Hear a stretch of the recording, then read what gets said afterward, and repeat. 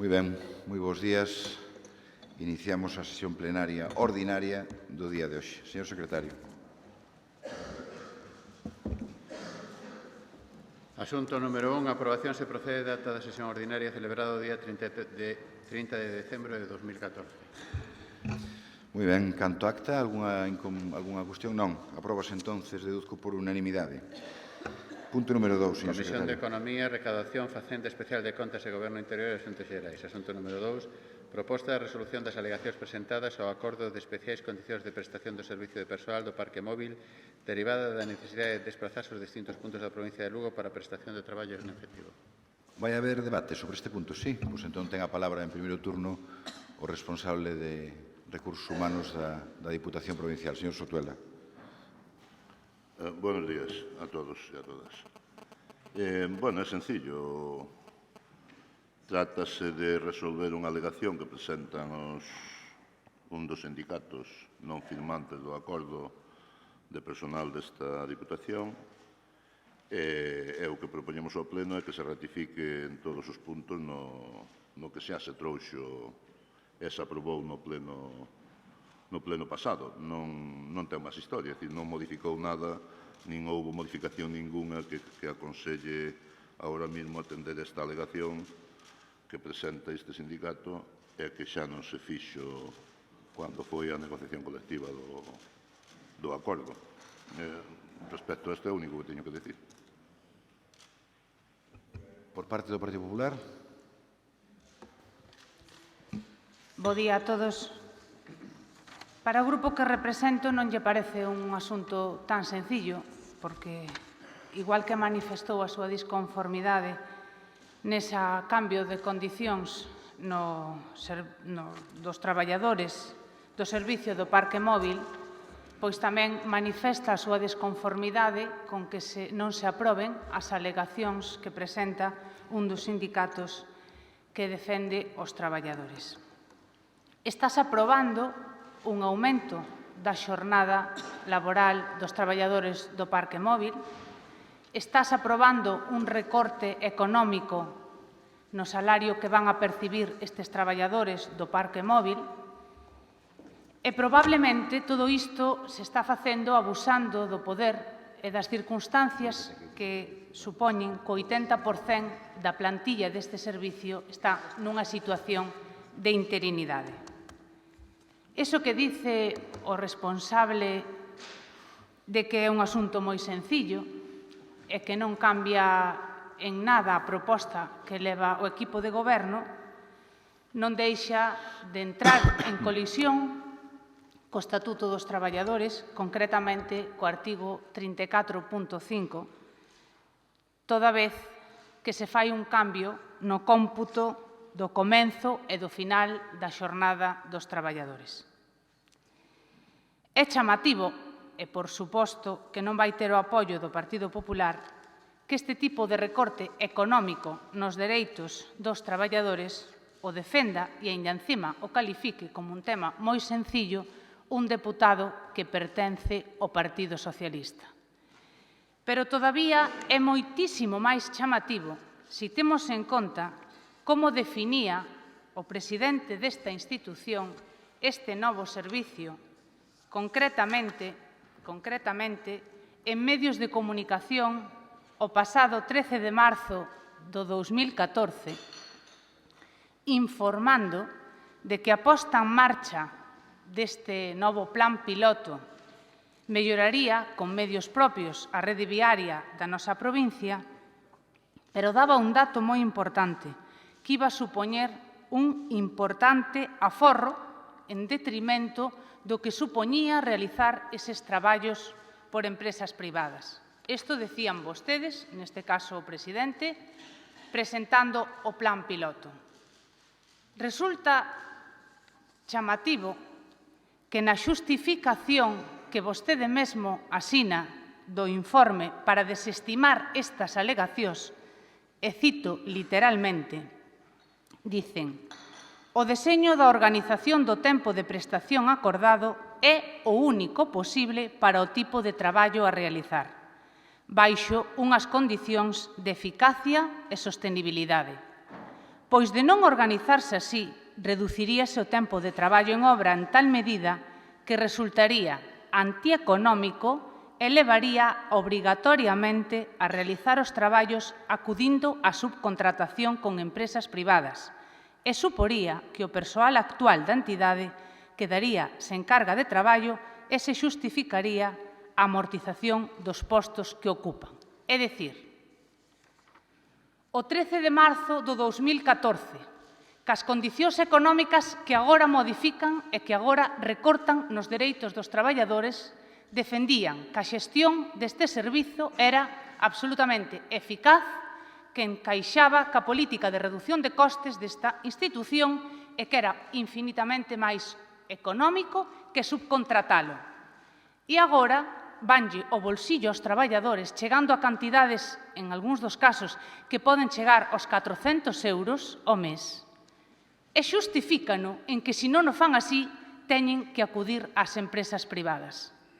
Isto, aparte de ser unha incoherencia, aparte de ser dificilmente comprensible con unha persoa que faiga un seguimento dos seus anuncios e das súas propagandas, sen dúbida que o que máis nos preocupa é unha falta de respeto que non se pode aceptar aos traballadores desta institución. E leoi con máis calma e dedíquelle se cadra máis tempo, ou senón, escoite máis detenidamente aos traballadores, porque, señor Soutuela ou señor Besteiro, sen dúbida, isto non é unha cuestión tan simple. Están indo ao bolsillo dos traballadores, ao bolsillo dos traballadores que menos cobran nesta institución, continuando cas súas políticas discriminadoras.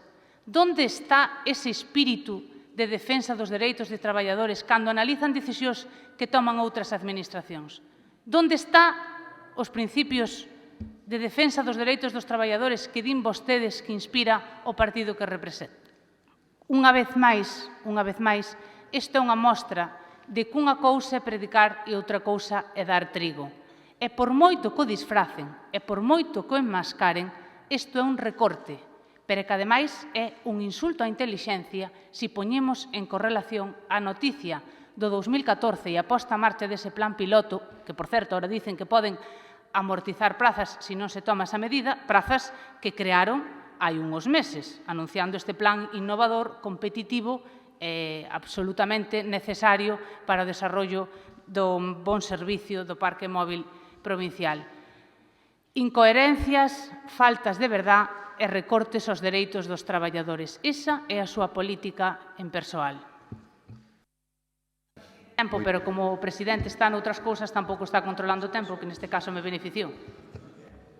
Hai que deixala. Vamos logo co segundo turno, señor Soutuela. Será porque eu utilicei pouco tempo, porque, claro, non comparto pero nada do que dice a diputada do Partido Popular. Desde logo, estáse basando en cousas que non son verdad. Claro, se empezamos por aí dicindo que se recortan direitos dos traballadores e que se recorta salario aos traballadores, depois enlazamos todo o demais. Pero nada deso é verdade.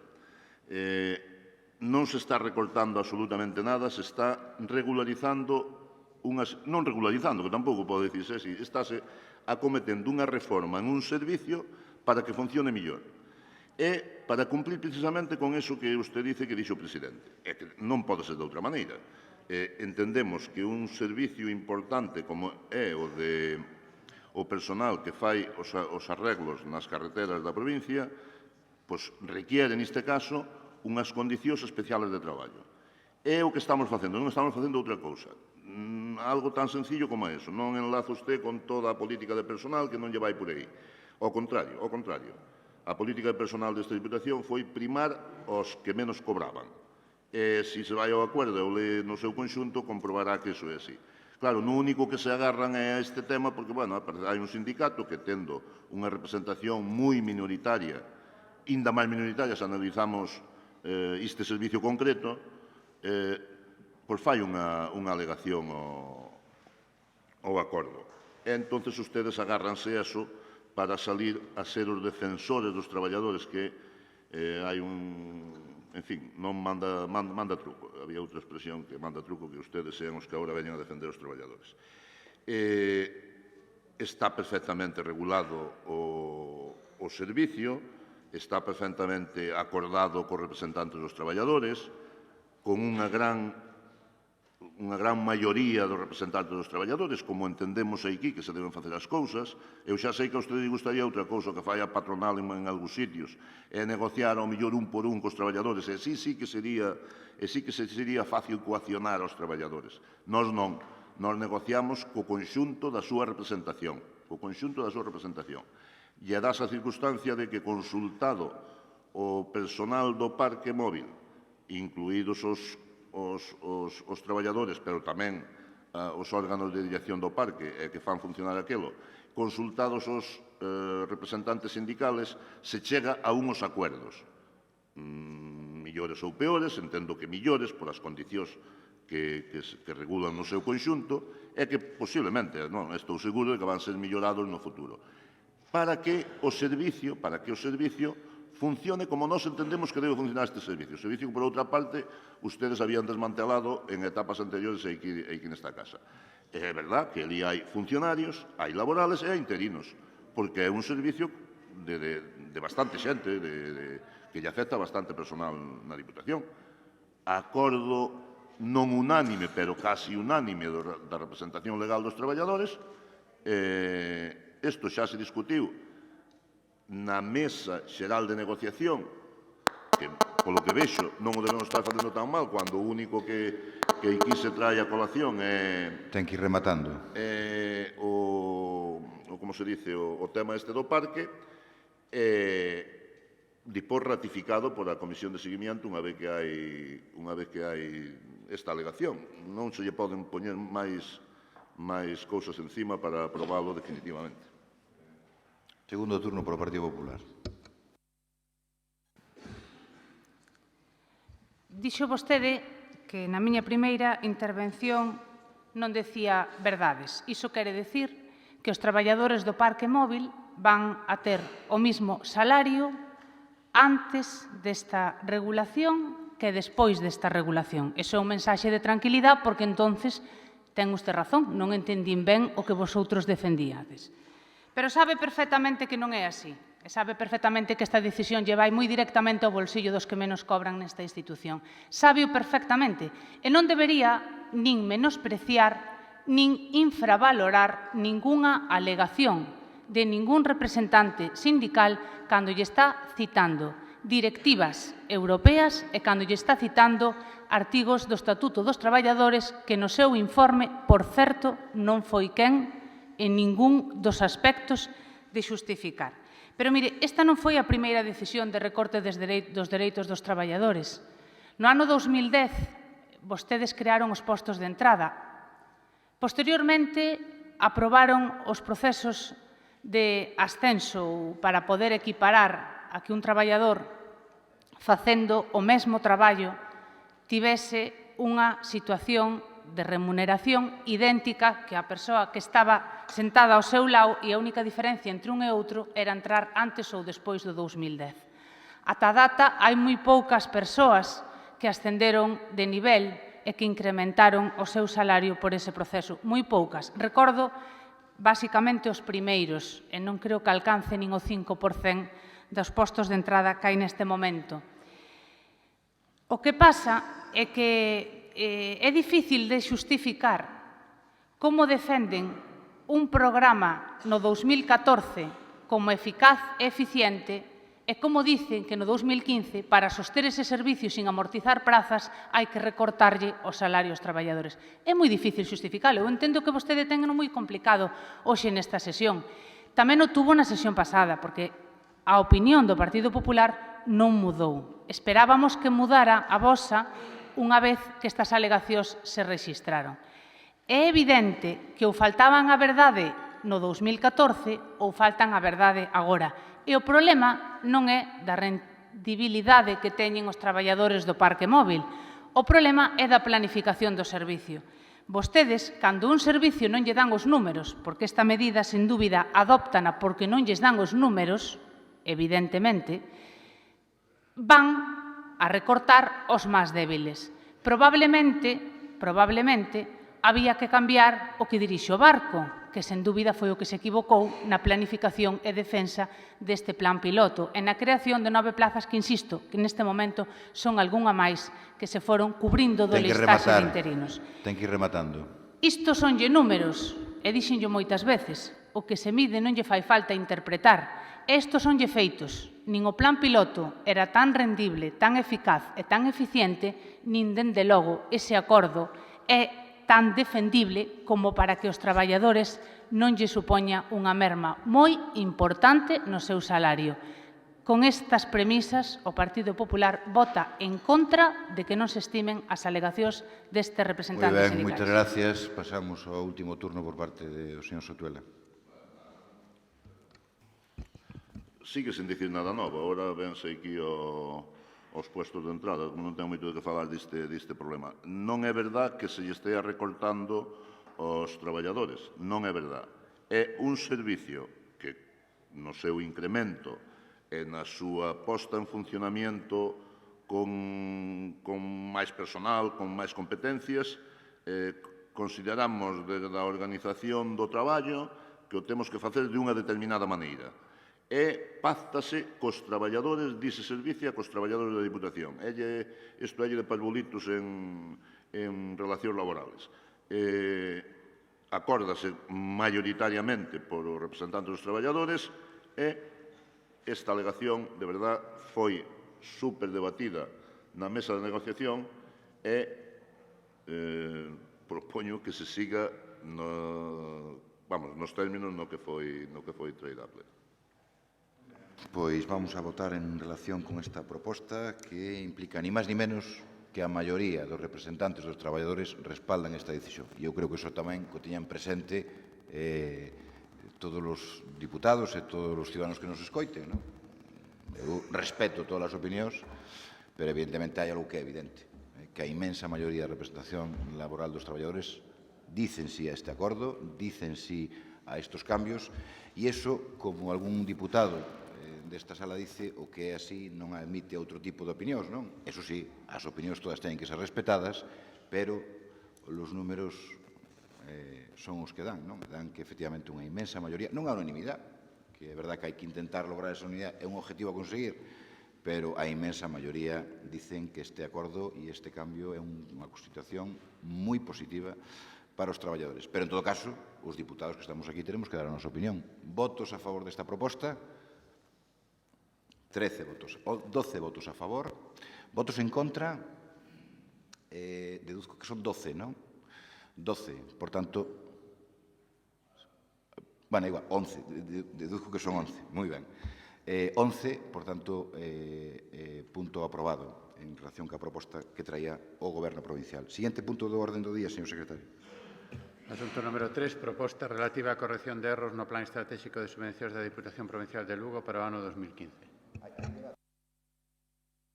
Moi ben, pois entón entendo que se aproba por unanimidade. Sí. Abstémonos. Abstención. Votos a favor, entonces, 13 do Grupo de Goberno e a abstención do Grupo do Partido Popular. Siguiente punto do orden do día, señor secretario. Comisión de Cooperación e Asistencia aos Concellos. Proposta en relación con Plan Provincial de Cooperación ás obras e servicios de competencia municipal e de estradas do ano 2015. O Goberno Provincial, 6 minutos, el primeiro turno para Gracias, señor presidente. Esperemos non utilizalos, porque é un tema manido, debatido, desde fai, polo menos, dos ano 2007 que estamos nos gobernando aquí. A Diputación Provincial de Lugo mantén o plan de obras e servicios na provincia, a pesar do financiamento cero do Goberno Central por cuarto ano consecutivo. A Diputación achega 1.920.586,89 euros de fondos propios, repito, para a execución do post-2015. A previsión é engadir a esta cantidade un mínimo de 1.228.382 euros de fondos municipais. Desta maneira, o plan ascendería aproximadamente a 3.200.000 euros, financiados nun 60% pola Diputación e un 40% polos concellos.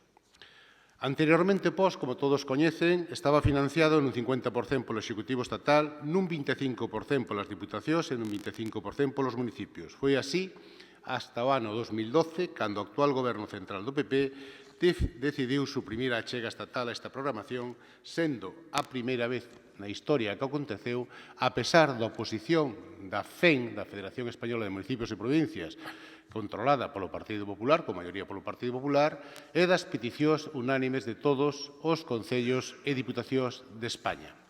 Porque sanear o país a conta dos outros é unha actuación moi fácil. Ante esta situación, as restantes institucións implicadas vímonos na obriga de incrementar os nosos fondos co obxectivo de manter unha programación que supón melloras en dotacións públicas de todos os concellos da provincia, sendo, nalgúns casos, as únicas obras que se executan o ano nos municipios. Salvamos o post-2012, o 2013 e o 2014, vamos salvar o post-2015. Este investimento de casi 3,5 millóns de euros da Diputación garantiza tamén a execución en 2015. A pesar destas dificultades económicas, mantemos o investimento provincial para POS de épocas de bonanza co PP no goberno desta institución. Poñemos os mesmos cartos que puxo o Partido Popular durante 24 anos. O goberno de Rajoy volve a brillar pola súa ausencia, sendo o único que non cumple. Os casi 2 millóns de euros que pon a Diputación, 959.000, 1.050.000 son para obras nos 67 concellos lucenses e 822.000 euros para actuacións na rede provincial. Os municipios, como sempre, van a propoñer as súas obras, van a contratalas eles sin problema ningún, algo que aquí se cuestionaba antes en algún plan provincial, e os criterios son transparentes e obxectivos que rexerán o reparto e garantizan a igualdade de oportunidades. Vounos a recordar que son poboación o 40%, superficie o 20%, entidades de poboación o 25% e esforzo fiscal un 15%. Entonces, con isto nada máis, isto é o que hai, o que é medible, non fai falta interpretalo e non teño nada máis que dicir. Nada máis e moitas gracias. Moitas gracias. Por parte do Partido Popular, quen vai intervir? Quen intervén? Eu. Moi ben, ten a palabra agora. Sí, pois os argumentos, desgraciadamente, teñen que ser repetidos, porque, unha vez máis, esta institución trae a pleno o peor POS galego tamén no ano 2015. O primeiro que teríamos que facer, por dignidade, era cambiarlle o nome, porque isto non é un plan de obras e servicios da Deputación Provincial de Lugo, é un plan de obras e servicios dos concellos da nosa provincia, con un dato moi claro. Os concellos, sumados todos eles, achegan 268.853 euros máis ca Deputación, concretamente un 21% máis. Os veciños desta provincia teñen que saber que tendo exactamente as mesmas circunstancias a Deputación da Coruña, a Deputación de Pontevedra e a Deputación de Ourense, idénticas circunstancias no que se refire á aportación estatal. Creo innecesario recordar por que se chega a tomar esa decisión, pero tamén probablemente estemos a punto de recuperar as achegas do Estado, toda vez que iniciada con moita prudencia, pero con moita seguridade a senda do crecemento, pois España está a punto de saír dese burato de difícil salida no que nos deixou o partido mesmo da persoa que está defendendo este punto. Os concellos, como lle decía, aporta 1,2 millóns de euros, algo máis. E a Deputación aporta 959.000 euros, porque 822 son para a súa rede provincial. Isto significa un plan exactamente igual ao do ano pasado, en donde os concellos aportan o 50% para a súa obra municipal e no resto de deputacións, na Coruña asumen o 100%, a Deputación de Pontevedra asume o 100%. Só un dato. A cantidade económica que destina a Deputación da Coruña para o Plan de Obras e Servicios, insisto, en idénticas condicións de achegas do Estado, multiplica 18 veces máis que o que destina a provincia de Lugo. Pontevedra, por exemplo, ten unha cantidade mínima por concello de 81.000 euros. E incluso Ourense, sendo o peor das tres, supera a cantidade de 53.000 euros. Destina a Coruña 24 millóns de euros, destina a Pontevedra 12 millóns de euros, destina a Ourense 5 millóns de euros, destina a Diputación de Lugo 950.000 euros. Na pasada sesión plenaria en donde traían este asunto a debate, que, por certo, nunca estuvo en cuestionamento a contratación das obras do Plan de Obras e Servicios por o propio Concello, non podía ser de outro xeito, con respeto absoluto á autonomía local. Tendo en conta estas circunstancias, compre facer un análise. Que diferencia existe, dado que as circunstancias da chega do Goberno do Estado son idénticas entre a Deputación de Coruña e a Deputación de Lugo, entre a Deputación de Pontevedra e a Deputación de Lugo, ou a Deputación de Ourense e a Deputación de Lugo? A Deputación de Lugo ten diñeiro. E doulle datos. Vostedes destinan máis diñeiro a un só concello en convenios nominativos excepcionais, ese que se negocian en despachos, que destinan os 67 concellos desta provincia nun plan de obras e servicios. Este POS non é víctima dunha medida imprescindible que tuvo que adoptar o Goberno de España para sacar o país de onde vostedes o deixaron. É víctima dunha exaxerada utilización partidista desta institución por parte fundamentalmente do Partido Socialista, pero tamén do Bloque Nacionalista Galego, que os seus 5, indudablemente, tamén asinan convenios nominativos excepcionais negociados en despachos, que nos parece ben que se asinen. O que non nos parece tan ben é que deixen a 43 sen asinar ningún. Este plan é insuficiente, este plan é unha calderilla. Este plan é o peor plan de obras e servicios da comunidade autónoma galega. É un plan que, sen duda, serve de exemplo á forma de gobernar deste bipartito que sufrimos nesta institución. Non vai a sacar a ningún concello de ningún apuro. É máis, dígolle que algún, hasta probablemente, nin o empregue. Vai a recibir 10.000 euros, ten que pagar o proxecto e, basicamente, non lle saca de ningún apuro. Obras moi pequeniñas, é unha cantidade prácticamente ridícula, é o único que lle sirve para decir que teñen un plan de obras e servicios, pero non para satisfacer as necesidades destes concellos. Eu creo que inviteinos en moitas ocasións a que o consultaran con outras institucións similares a Deputación da Coruña, a Deputación de Ourense e a Deputación de Pontevedra. E valíanos incluso que copiaran da de Ourense, xa que tanto critican. Ten que ir rematando. Porque, a pesar de criticala, indudablemente fan as cousas bastante mellor que fai esta institución. Moi ben. Segundo turno, señor Martínez. Bueno, gracias, señor presidente. Vou tratar, con permiso da señora Candia, voullo decir primeiro en latín. Despois utilizarei o gallego e a continuación o castellano, se non ten inconveniente. Entonces, en latín, dícese nil novum sub sole. Calderilla, non sei que outra cousa dixo, insuficiente, e, a fin e ao cabo, que lle vamos a facer?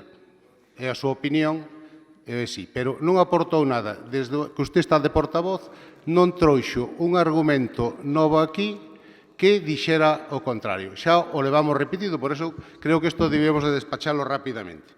Ahora vou pasar ao gallego. Usted aquí ten dúas opcións. Unha, dicirlle ao señor Rajoy que poña os 3,5 millóns que había neste plan cando el chegou ao goberno e que el quitou. Iso era o primeiro que debían de haber feito, que, por certo, votaron aquí en contra. A nos exígenos, pero o Partido Popular en Madrid non lle exigen eso. E votaron en contra. O sea, que sean coherentes. Aquí ou se lle pida a todos ou a ningún. E pois ten tres cousas. Votar sí, no ou abstención. Pode facer o que lle parezca.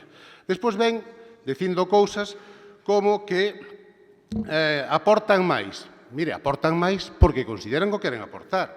Nas bases, na proposta que hai do POS, dice financiamento punto primeiro, apartado C.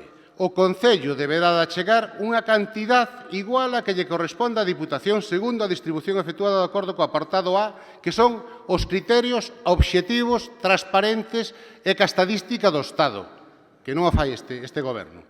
E, se quere destinar máis, pode facelo. Creo que iso é unha actitud razonable que, por certo, na Xunta de Galicia, eu non vexo os convenios e as axudas de todos esos planes que están sacando, sacábanos en outubro, ahora están sacando en xaneiro, obviamente, me parece ben, é lóxico e é razonable para poder executalos, porque mitad dos proxectos das propostas que facían ustedes non se podían executar porque non había plazo para facelo, e resulta que se un ayuntamiento quere poñer máis cartos, non pode.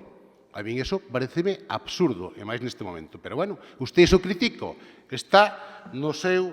A ver, despois ven cas comparacións. Mire, sempre se dixo que as comparacións son odiosas. Na Coruña teñen outro presuposto distinto aquí e teñen outras prioridades. Aquí temos outros programas que non teñen na Coruña. E non por eso ya estamos votando en conta o que hai. Segundo, mire, é igual que aquí. Aquí hai diputados que teñen dedicación exclusiva e teñen outros traballos e outras competencias vulnerando, en principio, non sei se a ética, se a estética, se a lei. E por iso o grupo de goberno da oposición, ou do goberno neste caso, non facemos o mismo que fan ustedes. Temos dedicación exclusiva e dedicámonos ao que temos. Non temos outros negocios. Por iso, podémolo comparar, pero non lle é un momento. Repito, vote sí, a favor e en contra. Os concellos teñen este plan. O que os queira facer, fagos, que é voluntario, que nós non obligamos a nadie. Están aí. E o que queira, pois que se apunte, que o faga e que aporte eso, como mínimo, a mesma cantidad que pon a Diputación. Nada máis e moitas gracias. Moitas gracias. Segundo turno para o Partido Popular. No, terceiro. Mire, sin berrar, non lle cuestión do idioma. Vostede pode falarme en galego, en castelán ou en latín, que o problema non é a lingua que utilice, o problema é o mensaxe que transmite. Aínda que o Goberno do Estado fixera a aportación que vostede demanda, esta institución seguiría tendo o peor pos galego comparada co resto das deputacións provinciais. Non lle vou a falar de plazos, porque vostede sabe perfectamente que esta institución tampouco trouxo o pos en xaneiro en anualidades anteriores, co cual están tan entusiasmados en buscar errores en outras administracións nas que non gobernan que a veces non se dan conta que están criticando actuacións que tamén fixeron vostedes. Porque, si quere, vámonos á hemeroteca e explicamos en que data trouxeron vostedes o pos non exentos de reivindicacións por parte do Grupo Popular en outras anualidades. Vostede, dende fai unha temporada, é moi recurrente nos seus argumentos. Argumentos que non lle dedico pois nin segundos, porque nós aquí estamos a traballar polos lucenses.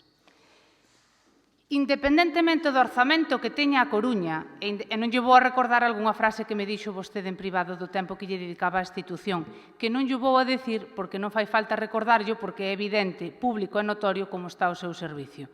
Non hai máis que analizar as obras, cando se empezan, cando se rematan, e os problemas que xurden na execución, que normalmente sempre acaba enfangándose e moito inicia, pero pouco acaba. Probablemente, de facer algún tipo de valoración, con total humildade recomendo que primeiro analice o seu departamento. Primeiro mire o seu ombligo antes de recriminarlle nada aos que teñen enfrente. Este pos, sinceramente, é un pos insultante, porque vostedes reparten cantidades de diñeiro público no despacho co propósito de continuar este señor no sillón, que ao final ahora parece ser que tampouco lle vai interesar co cual non sei para que se esforzan exercitando discriminacións deste calibre. Vostedes teñen diñeiro, pero invirten no mal. As obras e as necesidades desta provincia, o señor Besteiro, non lle preocupan. Preocúpanlle outro tipo de cousas que nada teñen que ver cas necesidades dos concellos desa provincia. E vostede, ao mellor, non o sabe, porque tamén é público e notorio que non hai moita comunicación. Pero, entón, vostede explique por que, unha vez máis, dá calderillas aos concellos desoíndo as competencias que ten esta institución e, en cambio, asinan en despachos convenios millonarios para cousas moito máis prescindibles e innecesarias no momento que nos toca vivir. Vostede podría explicar aos veciños de Lugo, aos veciños de calquer concello, Palas de Rei ou Outeiro de Rei, por poñer exemplos de persoas que teñen representación nesta corporación, e dicirlle que, mentras que vostede lle concede, vía POS, ao veciño de Outeiro de Rei 14.000 euros, un concello de idéntica dimensión, de idéntica poboación, recibe 224.000 euros na provincia da Coruña. Vostede, en vez de entrar en descalificacións que se volven na súa contra, podría explicarlle a un veciño de Palas de Rei por que lle dá 17.000 euros cando un veciño de Val do Dubra con idéntica situación xeográfica de poboación recibe 243.000 euros, co mesmo goberno do Estado. Moi ben, moitas gracias. Último turno para o goberno. Gracias, señor presidente. Mire, voulle dicir dúas cousas. É verdad que no Partido Popular portavoces nunca houve moitos porque gobernaba un solo señor durante 24 anos. E nunca houve portavoces de nivel e categoría e con argumentación clara e contundente. E a verdad é que usted non chega ao nivel de ningún dos que houve aquí. Pero, bueno, ese é un problema que terá que solucionar o Partido Popular. Eu o que lle pediría é que non me interprete. Eu non dixen que a sacáramos, deixaran de sacar, estamos sacando nosotros, e dixen que me parecía ben. Porque cando sacaban ustedes as axudas no mes de outubro ou noviembre non había plazos para executar moitas das obras e había que renunciar ás subvencións. O lóxico é que se faga o que se está facendo ahora, que se faga en tempo e plazo. No primeiro trimestre do ano deben de salir todas as axudas de todas as administracións para que os concellos as podan executar sin problemas e sin prórrogas. Volve a dicirme que non hai comunicación co presidente. Mire, usted leva amenazando aquí, non sei por qué, porque non sei a información que maneja usted. Usted leva amenazando aquí noutro pleno con unhas fotos da ti que non sei que. Saquias, saquias, saquias. E se non metas donde lle quepan. Hoxe ven amenazando con unha conversación en privado. Pero isto é unha sinvergüenza política. Se ten pruebas de algo e hai algún problema, digo. Pero non veña amenazando a conversación. Que conversación en privado tuven eu con usted? Que conversación en privado tuven eu con usted? Rematando. Pero usted a donde vai? Pare de amenazar e coaccionar e céntrese no que se ten que centrar. E se ten as fotos saquias, e se non falo co presidente, que é mentira, que non sei onde viu usted, que nos falamos todos os días en fiestas de guardar. Pero usted de que vai pola vida? Usted de que vai pola... De que se ríe? Pero de que se ríe? Ten que ir... De que se ríe? Por favor, por favor. O sillón daqui, o que parece que lle interesa a usted, pero eu creo, a usted, Señor a Martínez. outra... Por favor, non. Pero remate xa. Sí, interesa a usted, a outra que está aí, a outro que está en Monforte, e agora parece que a un vendaval. Hai unha marabunta de xente que quere coller este sillón. Pois mire, me parece que... Home, eu estou educadamente escuitando a señora Candia, eu gustaríame acabar... Ten que ir rematando. Entende? A ver. Entonces, eu creo que o que lle gustaría ser presidenta da Diputación da Coruña, que non dai recursos e medios, se fa moi ben. Nada máis e moitas gracias. Pero mire, este é o pos e este é o que hai. Señor, así é como... a mí nunca me gusta compararme cos demais, non? Pero as institucións, creo que os feitos están aí, non? E ao marxen das comparacións que se poden facer con outro plan de obras e servicios, hai que comparar máis cousas. Nesta Diputación hai planes de empleo, hai aposta polos servicios sociais, hai proxectos de... Sí. Bueno, a ver, que lles van dar razón a xente que dicen que hai lío aí. Eu non creo que sea así. Dice, hai outras opcións. Podemos mirar o que queiran.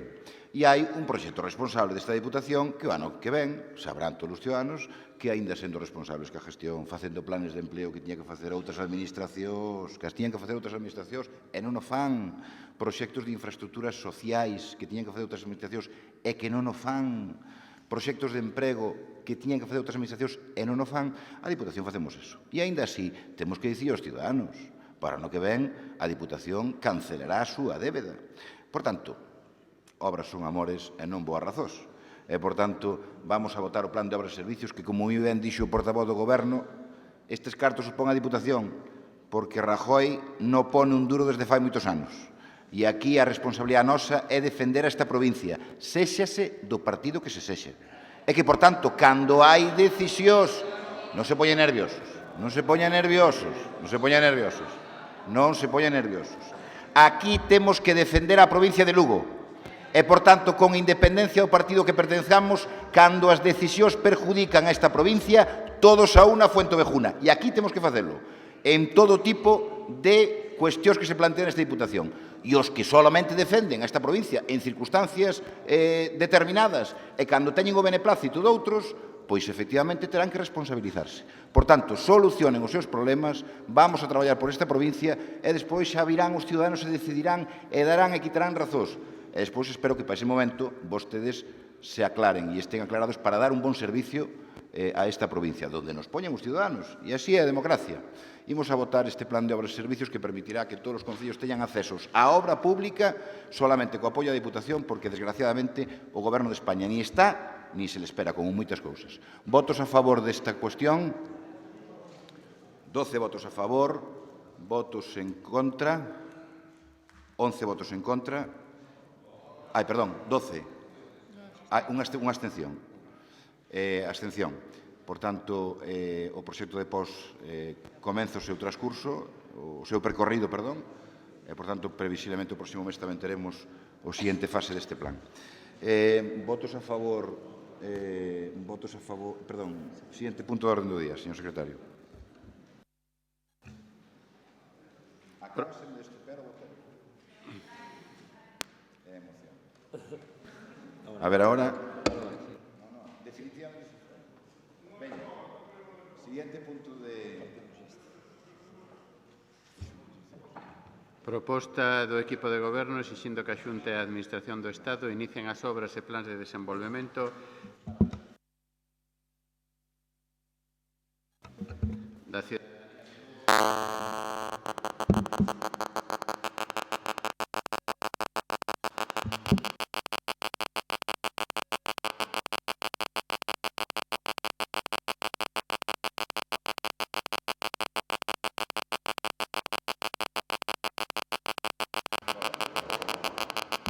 Empezamos entón.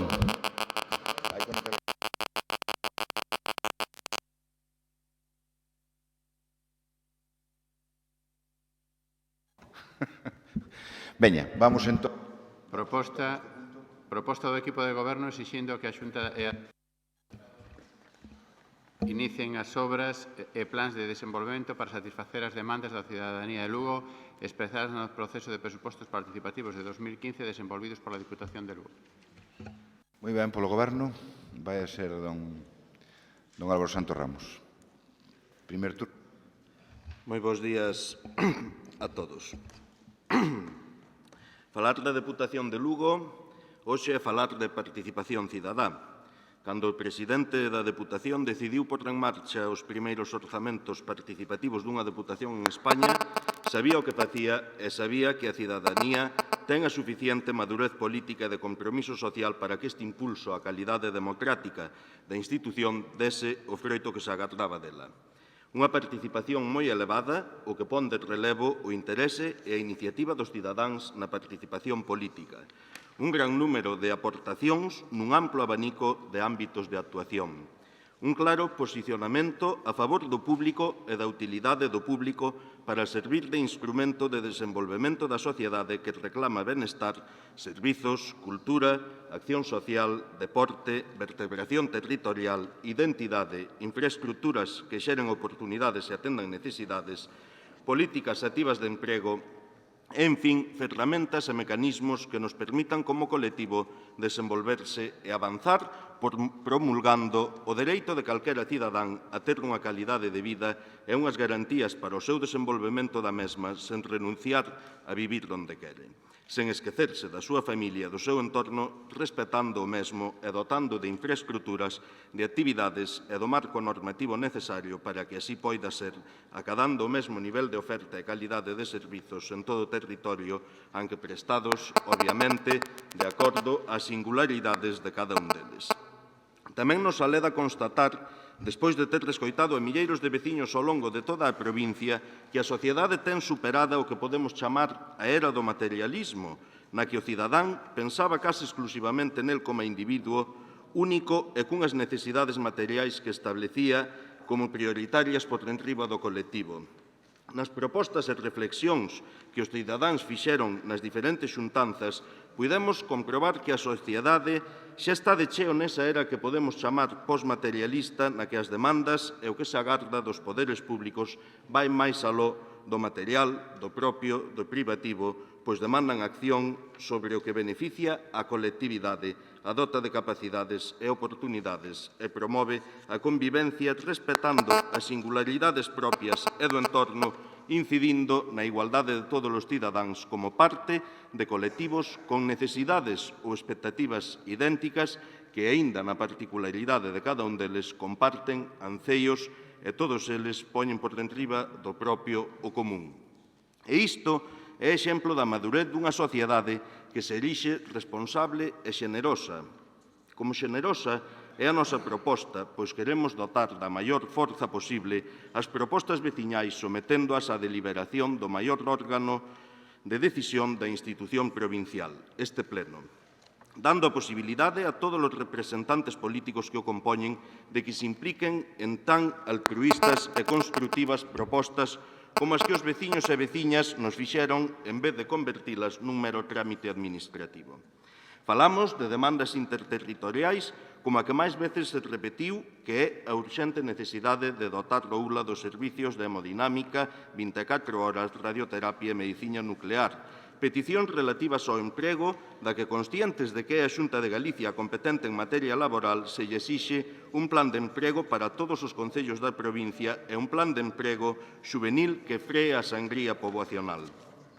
Son numerosas as reclamacións realizadas polos lucenses para promover, adecuar e protexer o Camiño de Santiago, tanto pola súa dimensión cultural como económica. Especialmente, na comarca de Lemos, exixen a oficialidade do Camiño de Inverno que o señor Feijóo non acaba de poñer en marcha. Son de especial consideración tamén as peticións relacionadas co rural, co abastecemento e saneamento de auga, que se ven en competencia municipal, Augas de Galicia creou ese canon da auga que os veciños non acaban de ver reinvestidos nos seus concellos. Reclaman tamén que se aposte económicamente polo medio rural, non só favorecendo as concentracións parcelarias, tamén a adecuación da Lei de Montes á realidade do territorio e a necesaria planificación para previr incendios forestais. Piden que se aposte polo sector primario, un apoio decidido ao sector lácteo e o impulso de cooperativas agrarias, gandeiras e de transformación que melloren a competitividade e abaraten os custos aos produtores. A demanda de infraestructuras, evidentemente, é outra das grandes reivindicacións da cidadanía. Piden que se deixe a política de grandes anuncios da Xunta e que empece ou acelere a execución de obras fundamentais para o desenvolvemento da provincia, como a variante de Viveiro e a finalización da vía de altas capacidades entre Ferrol e San Cibrao ou o remate do corredor entre Nadela e Monforte. Tamén podemos observar que gran número das propostas están territorializadas en Lugo cidade, o que entendemos que se debe ao abandono que inflixe permanentemente a Xunta de Galicia a este concello por criterios políticos. Exíxenlle a finalización do Plan Paradai e da Rolda Leste, a construción dunha rede de residencias da terceira idade e de garderías que faciliten a conciliación da vida familiar e laboral, a axuda ao Concello no seu afán de converterse nun referente cultural nacional co tan demandado Museo da Romanización e a aposta polo impulso industrial poñendo en marcha e incentivando o polígono das Gándaras e moitas outras. No ámbito das competencias estatais tamén nos trasladaron exixencias. A construción das autovías de Santiago a Ourense, a crecente necesidade de dotar a autovía A8 de medidas de seguridade, a tan necesaria estación intermodal de Lugo e moitas outras que, por tempo, non podemos concretar nesta intervención. Pola xustiza, xenerosidade e finalidade colectiva destas propostas é polo que as facemos nosas e invitamos a todos a sumarse á exixencia a Xunta de Galicia e ao Goberno do Estado, pois ata agora teñen demostrado non selo, que sexan sensibles ás peticións dos cidadáns da provincia de Lugo e proxecten, financien e executen dentro das súas posibilidades estas demandas. E isto é canto sometemos á aprobación do Pleno, pretendendo canalizar a través dos órganos de representación política o traslado a quen son competentes nas distintas materias que plasmaron os veciños nesa iniciativa de participación cidadá e someterla á aprobación do Pleno coa vontade de que os representados, que son todos os cidadáns da provincia de Lugo, vexan tratadas co respeto merecido as súas propostas e o que din delas os que aquí os representamos. Polo Partido Popular.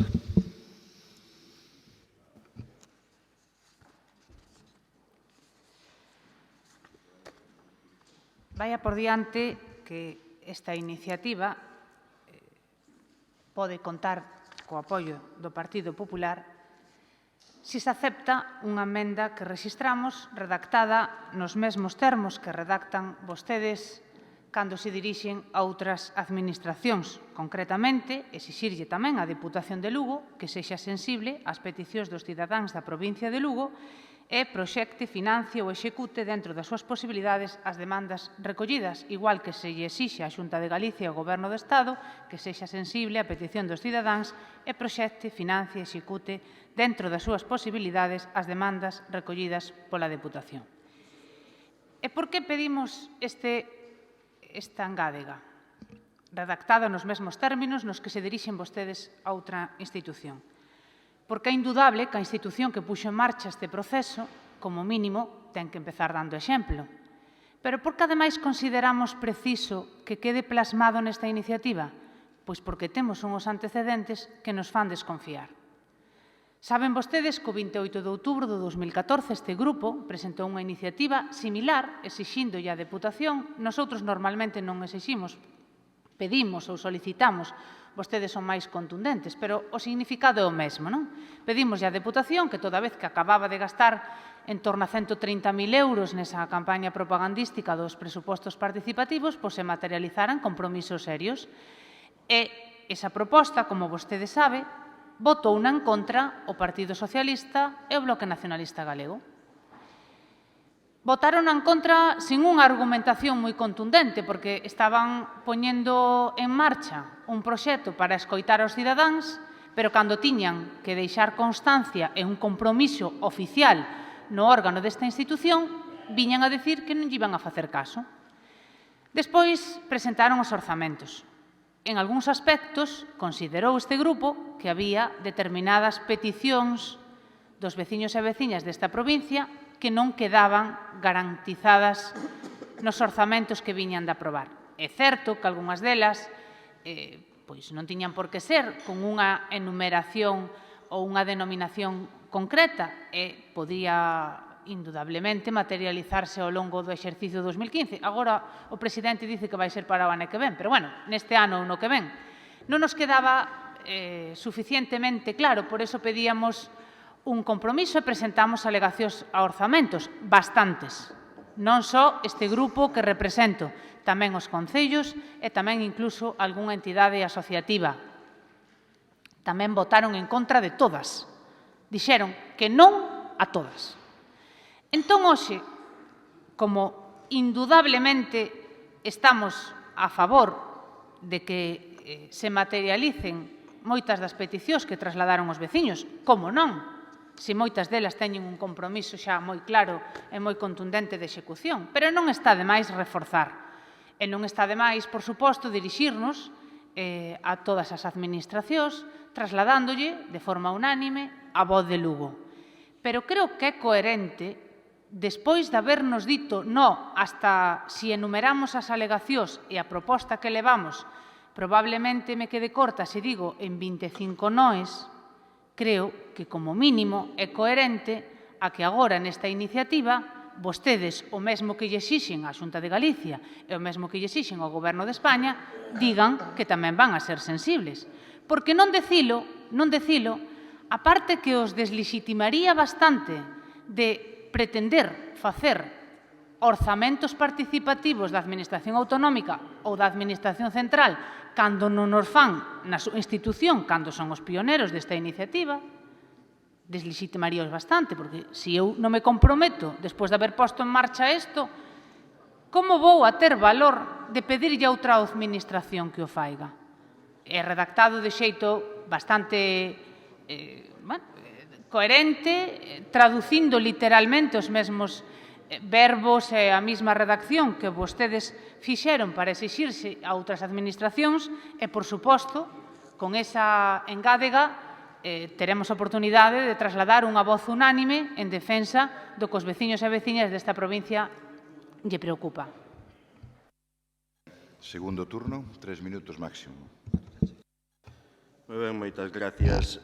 Mire, señora Candia, para que non se faga ilusións innecesarias, vou a dicir que a súa emenda non se pode aceptar porque só admite calificativos como inútil, fora de tempo, etc. etc.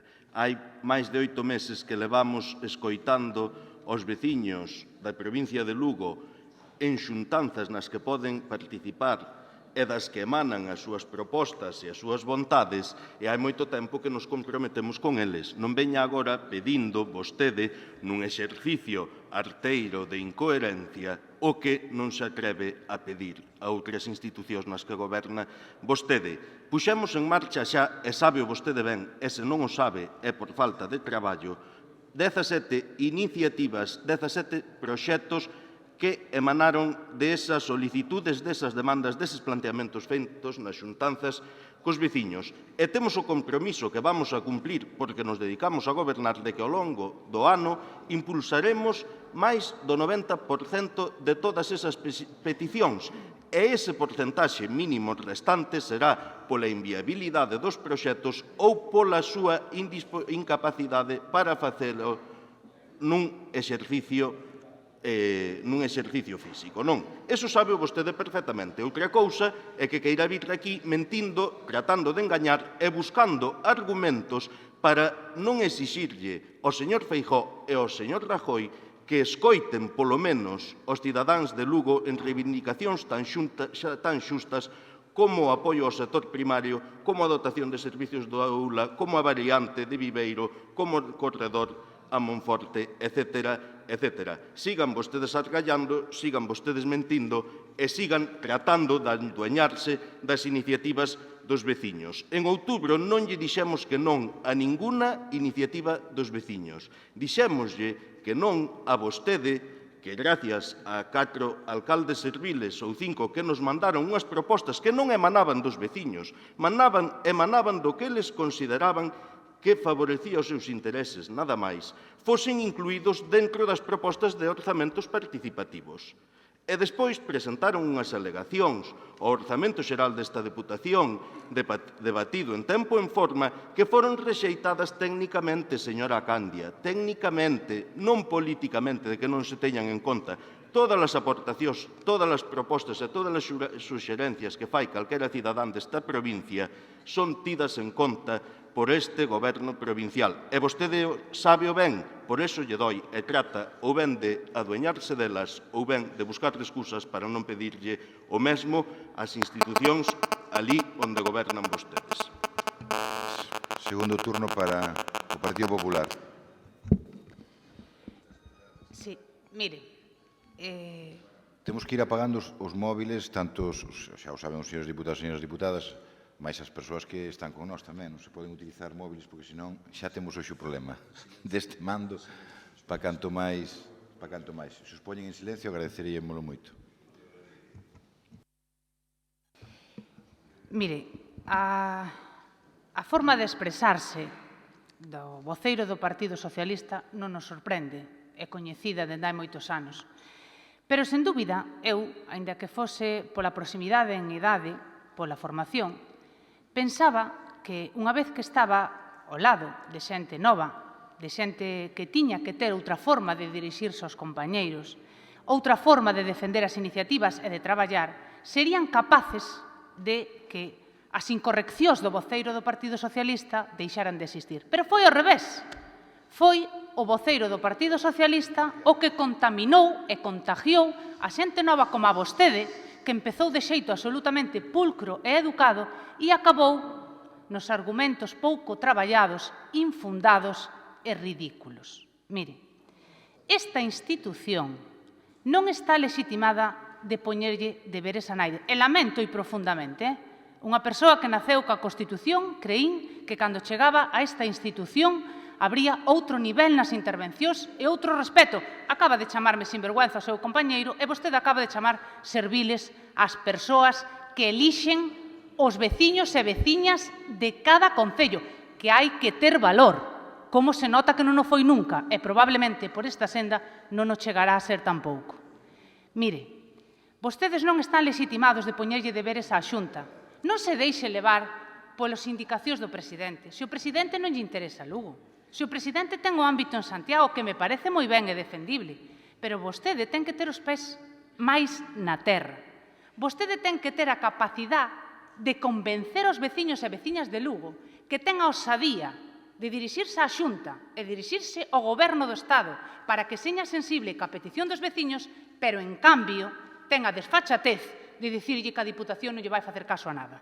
Iso que está dicindo hoxe, iso que dixo en outubro do 2014, iso que dixo nos orzamentos. Porque, mire, os orzamentos participativos é unha campaña de propaganda, porque vostedes levan materializando, executando e redactando os orzamentos desta institución o ano 8, o ano 9, o ano 10, o ano 11, o ano 12, o ano 13, o ano 14 e o ano 15. O compromiso dos orzamentos participativos xa se fixo público hai 3 ou 4 anos.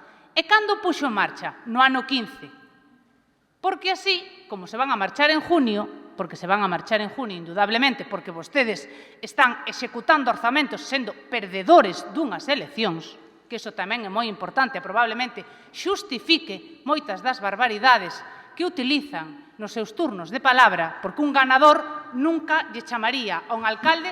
Ten que ir rematando. Respetar aos compañeiros e moito menos sinvergüenza. Vólvolle a decir o mismo, sen ningún tipo de acritude e ca actitude dialogante e colaboradora máis grande que se poide imaginar. Comprométanse vostedes, entre todos pidamos compromisos a outras administracións, mentre se non foi propaganda, pelotitas e 130.000 euros menos nestes orzamentos. Hasta agora é o que nos deixaron os orzamentos participativos. Moi ben,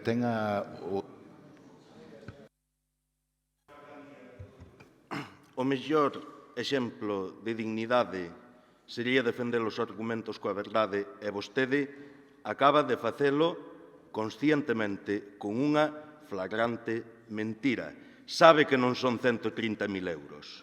Sábeo perfectamente que pode dividir esa cantidade por 8, por 9, por 10 e se aproximará a cantidade que se gastou neste proceso. Non fale de dignidade coa mentira na boca, señora Candia. Faga ese favor. Polo menos xa sabemos que non quere escoitar os veciños de Lugo. E máis, preocupa moitísimo que nos escoiten e que saipan o que facemos. Por iso lle chama campaña de propaganda. Simplemente porque non quere que saibamos o que facemos e porque non quere que sigamos gobernando con eles desde o ano 8, 9, 10, 11, 12, 13, 14, 15, estou seguro que vamos seguirlo 16, 17, 18, 19 e moitos máis. E moitos máis, señora Candia. Porque nós sí que estamos na provincia de Lugo e na Deputación Provincial de Lugo, non en extraños disparates, en extrañas discusións de quen ocupa o sillón que aínda non teñen. Céntrese na provincia de Lugo e exixa ás outras institucións que fagan o que nós estamos facendo, señora Candia. Non admitimos a súa emenda porque nós estámoslo facendo. Temos un compromiso cos cidadáns. Atrévanse vostedes a coller da man esa iniciativa e a coller da man os cidadáns da provincia de Lugo e seguramente lles irá moitísimo mellor. Moitas gracias. Gracias. Antes de votar, lógicamente, para fijarse a posición cada un dos grupos, para dicirles desde esta Diputación que hai orzamentos participativos de 2015 e vai haber orzamentos participativos de 2016. Porque unha das cuestións que plantearon os veciños desta provincia foi, entre outras, que o proceso empezara un pouco tarde no ano. Decían que empezou, como saben vostedes, en xullo, por tanto, é bon anticipar ese proceso do 2016 para respetar a vontade de que nos dixeron que era bon facelo antes do brao. E, por tanto, quero anunciarles tamén que se foi un éxito cos seus problemas e cas súas dificultades, porque cando empeza un novo proxecto, unha nova forma de facer política na Diputación, pois sempre hai problemas, cuestións que non se preveían, problemas funcionais, pero que eu creo que foron os menos. Pero vamos a ser moito máis eficientes no orzamento do 2016, sin ninguna dúbidas, e hai unha posición clara. Aquí hai un grupo político que foi o Partido Popular que non quixo oír falar dos orzamentos participativos, que dixo que era publicidade os orzamentos participativos, que non servían para nada. A medida que a cousa iba avanzando, xa lles empezou a preocupar.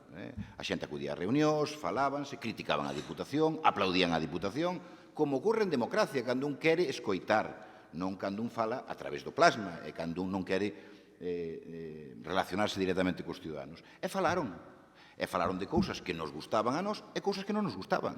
E, por tanto, asumindo tamén errores, como se debe facer, e rectificar eses errores.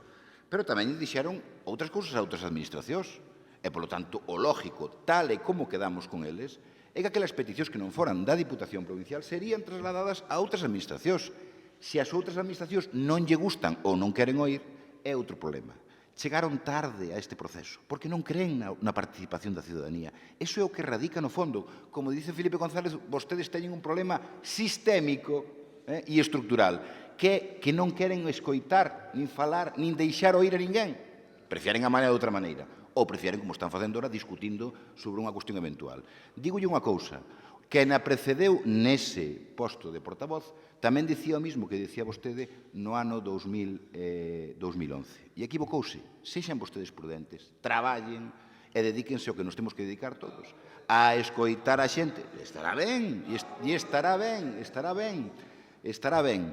Pero, en todo caso, deixen escoitar a xente, disfruten do que é facer política como se ten que facer, que é escoitando o que gusta oír e o que non gusta oír, respetemos os ciudadanos e participemos. Non lle den a espalda aos orzamentos participativos de 2015, como lle deron, perdón, non lle den a espalda aos de 2016 como lle deron aos de 2015, porque ao final se o fan equivocaránse e eu quero que acerten, polo ben de todos. Así que vamos a votar esta proposta de goberno, esta proposta do equipo de goberno desestimándose como...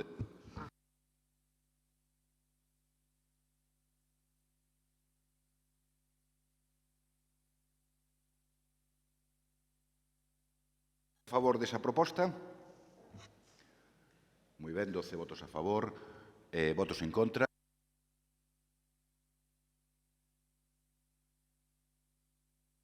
Non hai ningunha abstención, presidente.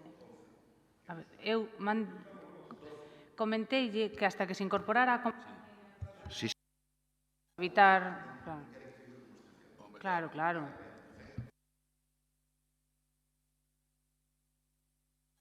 Por tanto, tendo en conta xa, co aporte do secretario na súa recollida da acta, non pasou nada, non pasou nada.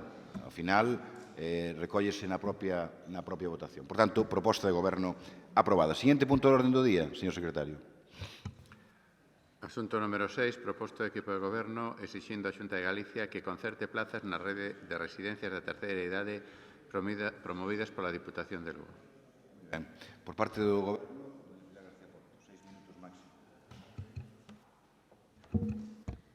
Moi ben, pois, moitas gracias, señor presidente. Como todos vostedes saben, nos tratamos como un reto colectivo e, ademais, considerámoslo unha cuestión urxente, atallar o despoboamento do territorio e o crecente envellecemento poboacional co que contamos. E digo co que contamos, pero non é un dato que ofrezamos nós. Este é un dato que ofrecen organismos oficiais, como pode ser Eurostat, que di que non é que sexamos a provincia máis avellentada de Galicia, nin siquiera de España, sino que somos a 9ª provincia máis avellentada de toda Europa. Tamén o din, xunto a este estudio, outros como o Mapa Galego de Equipamentos Sociais, elaborado pola propia Xunta de Galicia, que indica que Lugo precisa de máis de 2.250 plazas entre residentes e centros de día. E isto solo para que lle permitan alcanzar os ratios mínimos de cobertura asistencial. E é que o despoboamento, ademais, é un problema transversal da provincia, alo menos ao noso entender, porque non só incide no abandono do territorio, senón que tamén é a orixe de problemas derivados que van dende a falla de competitividade económica ata a disminución na prestación dos servicios sociais. E esta combinación, este binomio entre reducción de poboación e servicios públicos, opera como un círculo vicioso, porque Canto menos poboación temos, máis costoso é prestar eses servizos públicos por parte das administracións e cantos menos servizos públicos prestamos e máis fácil lle facemos a vida á cidadanía, máis dificultade temos para fixar poboación no entorno rural. Hai que ter en conta tamén, en termos de sostibilidade, que a despoboación é un problema incitante, xa que o colectivo de persoas maiores de 65 anos é o que demanda unha maior cantidade de recursos públicos, e isto faino pola súa especial atención. Ademais, no contexto actual no que nos atopamos, na crisis económica e tamén de emprego, segundo os datos que publica o Ministerio de Emprego, o rato de cotizantes por pensionista baixou ata 2,25 veces o nivel máis baixo que estaba rexistrado no ano 2000. Pois ben, ante esta realidade, dende o Goberno da Deputación Provincial de Lugo, apostamos pola creación dunha rede de residencias públicas con plazas de centro de día que aseguren a garantía asistencial das persoas maiores e que, ademais, axuden a conciliar a vida persoal e laboral á vez que a fixar poboación porque crean emprego. A decisión da Deputación de Lugo de custear en solitario, sin ningún tipo de colaboración da Administración autonómica ou outras, os 15 millóns de euros necesarios para esta execución, teñen como obxectivo único paliar a carencia máis que constatada de servizos sociais por parte da Xunta de Galicia. Ademais, debemos destacar que o investimento desenvolvido pola Deputación vai a favorecer tamén o desenvolvemento económico dos concellos onde se sitúen esas residencias porque vai a crear máis de 140 empregos. Dito isto, considero que convén recalcar que é un obxectivo prioritario para a Deputación de Lugo que a rede de residencias conte con criterios de acceso universal, abaratando ao máximo o custo da praza para facilitar o acceso das persoas coas rendas máis reducidas, que non son poucas na nosa provincia. E tamén con un carácter certamente intervencionista, introducindo un custe máis económico que force a quen ofrece este servizo dun xeito privado a adecuar os custes ás posibilidades do pagamento que teñen os veciños e veciñas da provincia de Lugo. Consideramos, polo tanto, que é de obrigado cumprimento tamén por parte da Xunta de Galicia, porque é quen ten as competencias nesta materia, en prestación de servizos sociais, que faga efectivas esas competencias que lle son propias e que non son outras que as de promocionar a autonomía persoal e a atención ás persoas en situación de dependencia e tamén a financiación do custo do sistema de participación dos seus usuarios.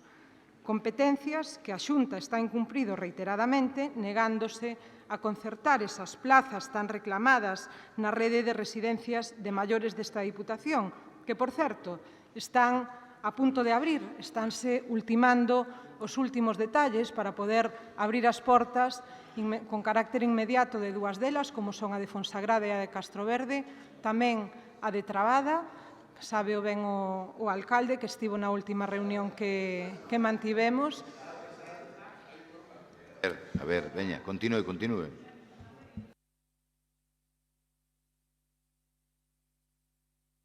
A piques de abrir 3 desas de residencias e serán 6 as que se poñerán en marcha o remate deste ano, do 2015. Por certo, señor Pensado, a vostede dalle a risa, pero a nosa comarca e a comarca da Montaña están gravemente esquecidas por parte da Xunta de Galicia neste sentido. Son as dúas grandes comarcas da provincia de Lugo máis esquecidas na dotación destes servizos.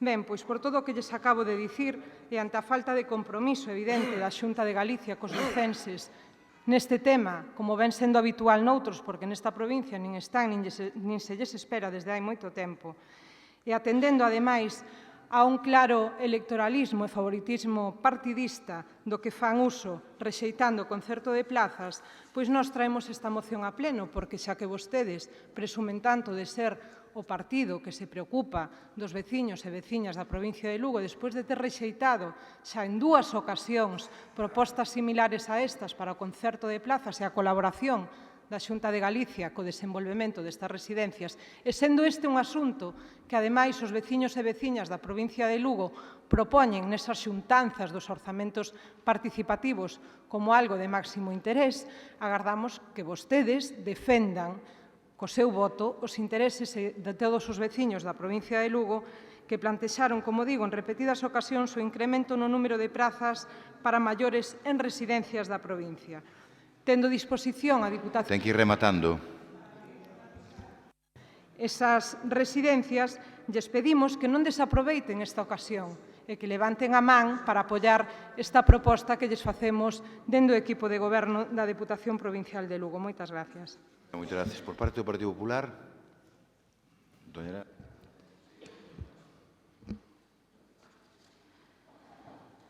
Nun proxecto tan importante que levou consigo ou que vai levar consigo a inversión de máis de 12 millóns de euros, 15, as cifras a veces que transmite esta institución non son idénticas. Compre contextualizar un pouco de que proxecto estamos a falar.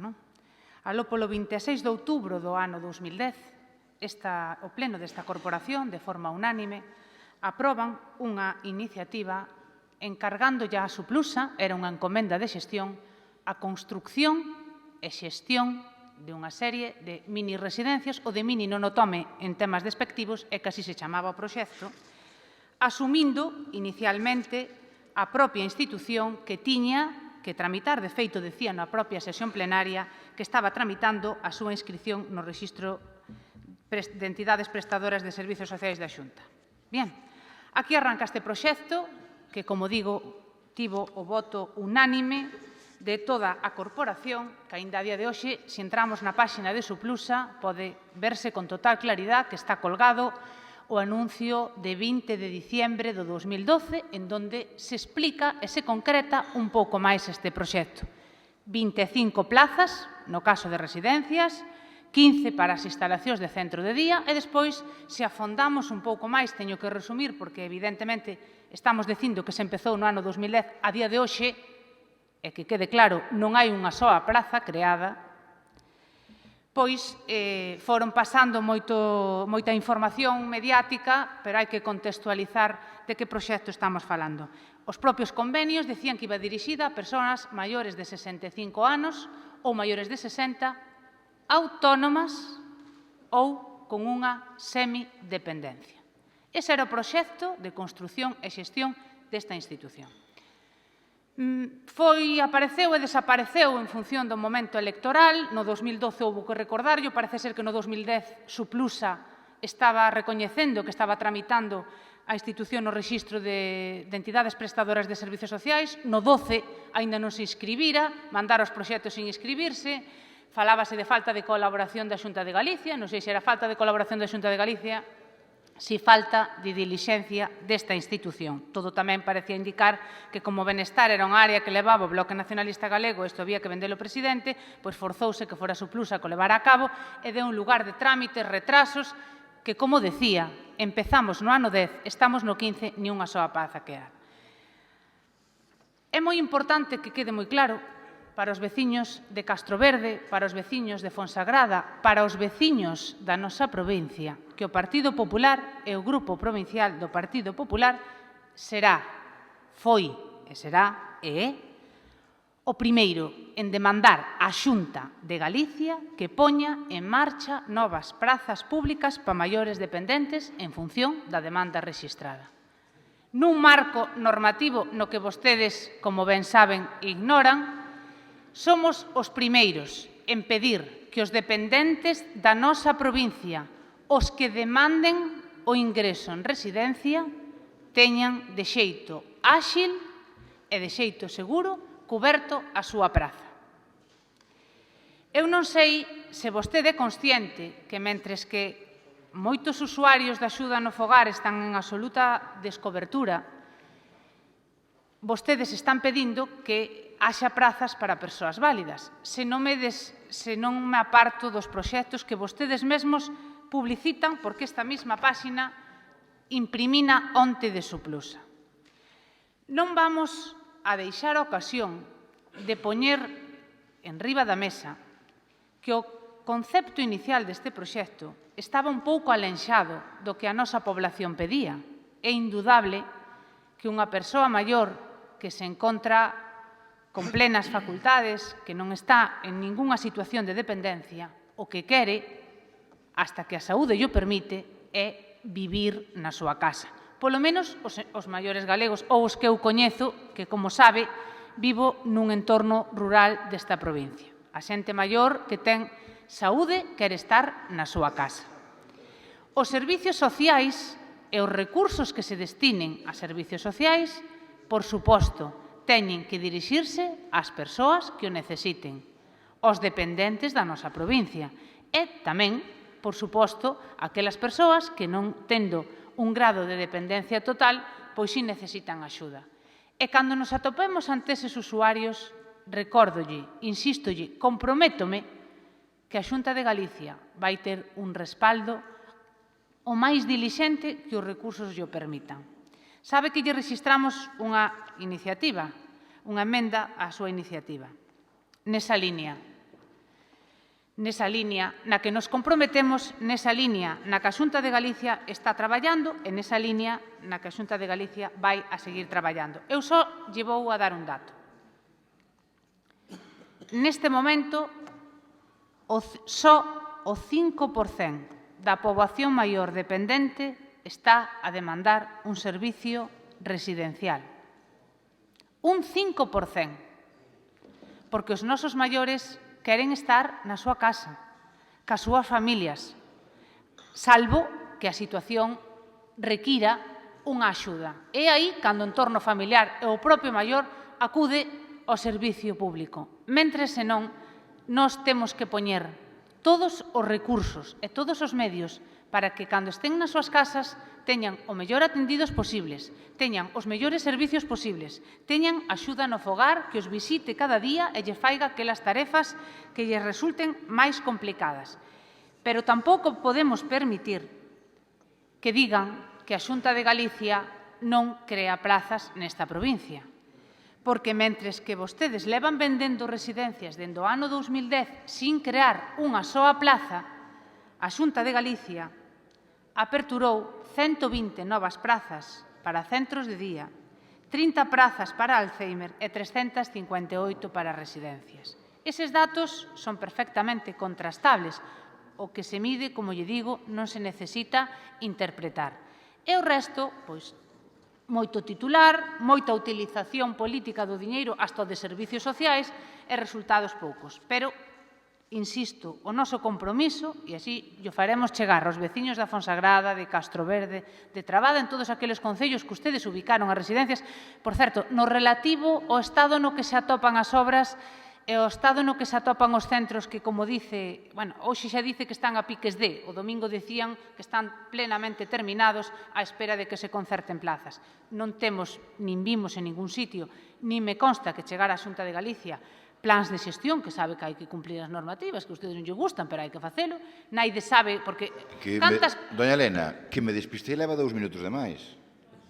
Vamos a deixalo aí. Moitas gracias. Non foi generosidade, foi que está a outras cousas, presidente, pero ainda así agradezco.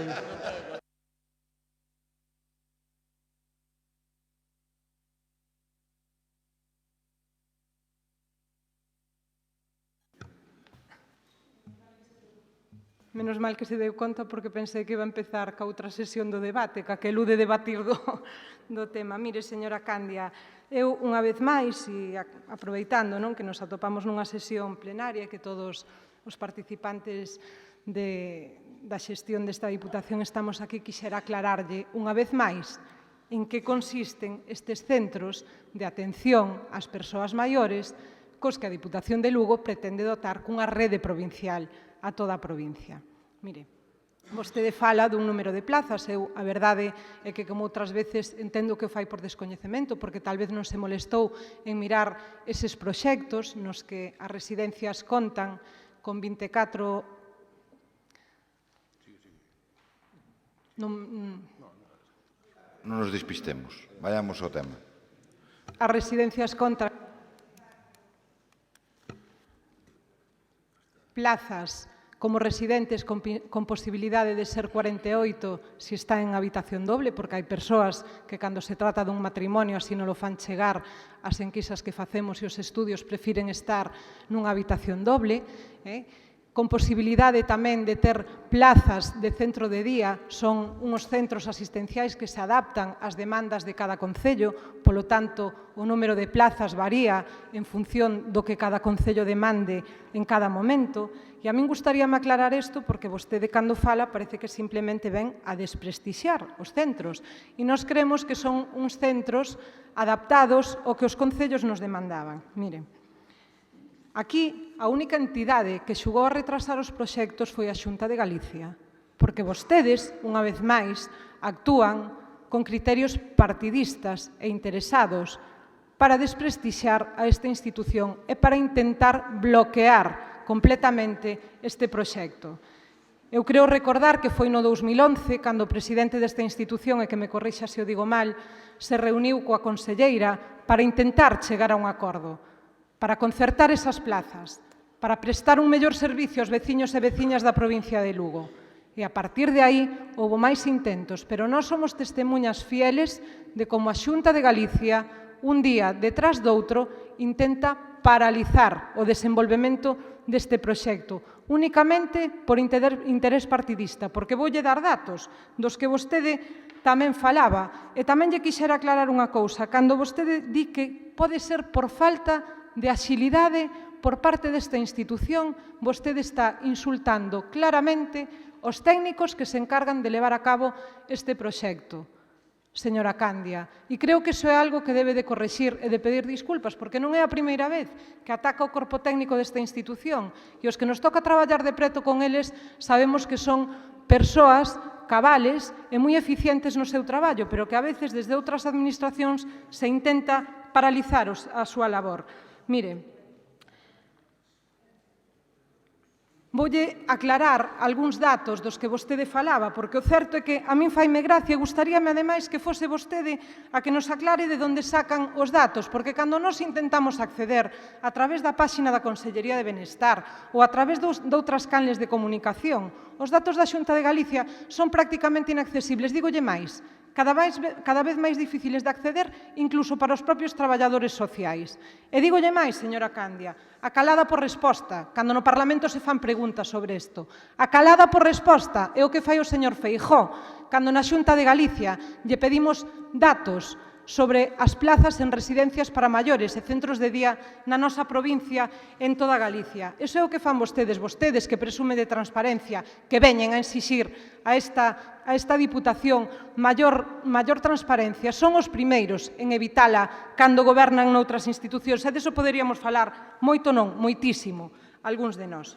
Pero mire, señora Candia, vostede falábame de datos e eu, a verdade, que tamén lle vou a dar algún dato deses que sí que saen publicados porque son os únicos que vostedes teñen á luz de público. Mire, en Lugo, o mapa de equipamentos sociais de Galicia di que nos corresponden 1.228 prazas de residencia. Sabe vostede cal é a realidade? Segundo os datos que vostedes publican, señora Candia, a realidade é que temos 662 plazas.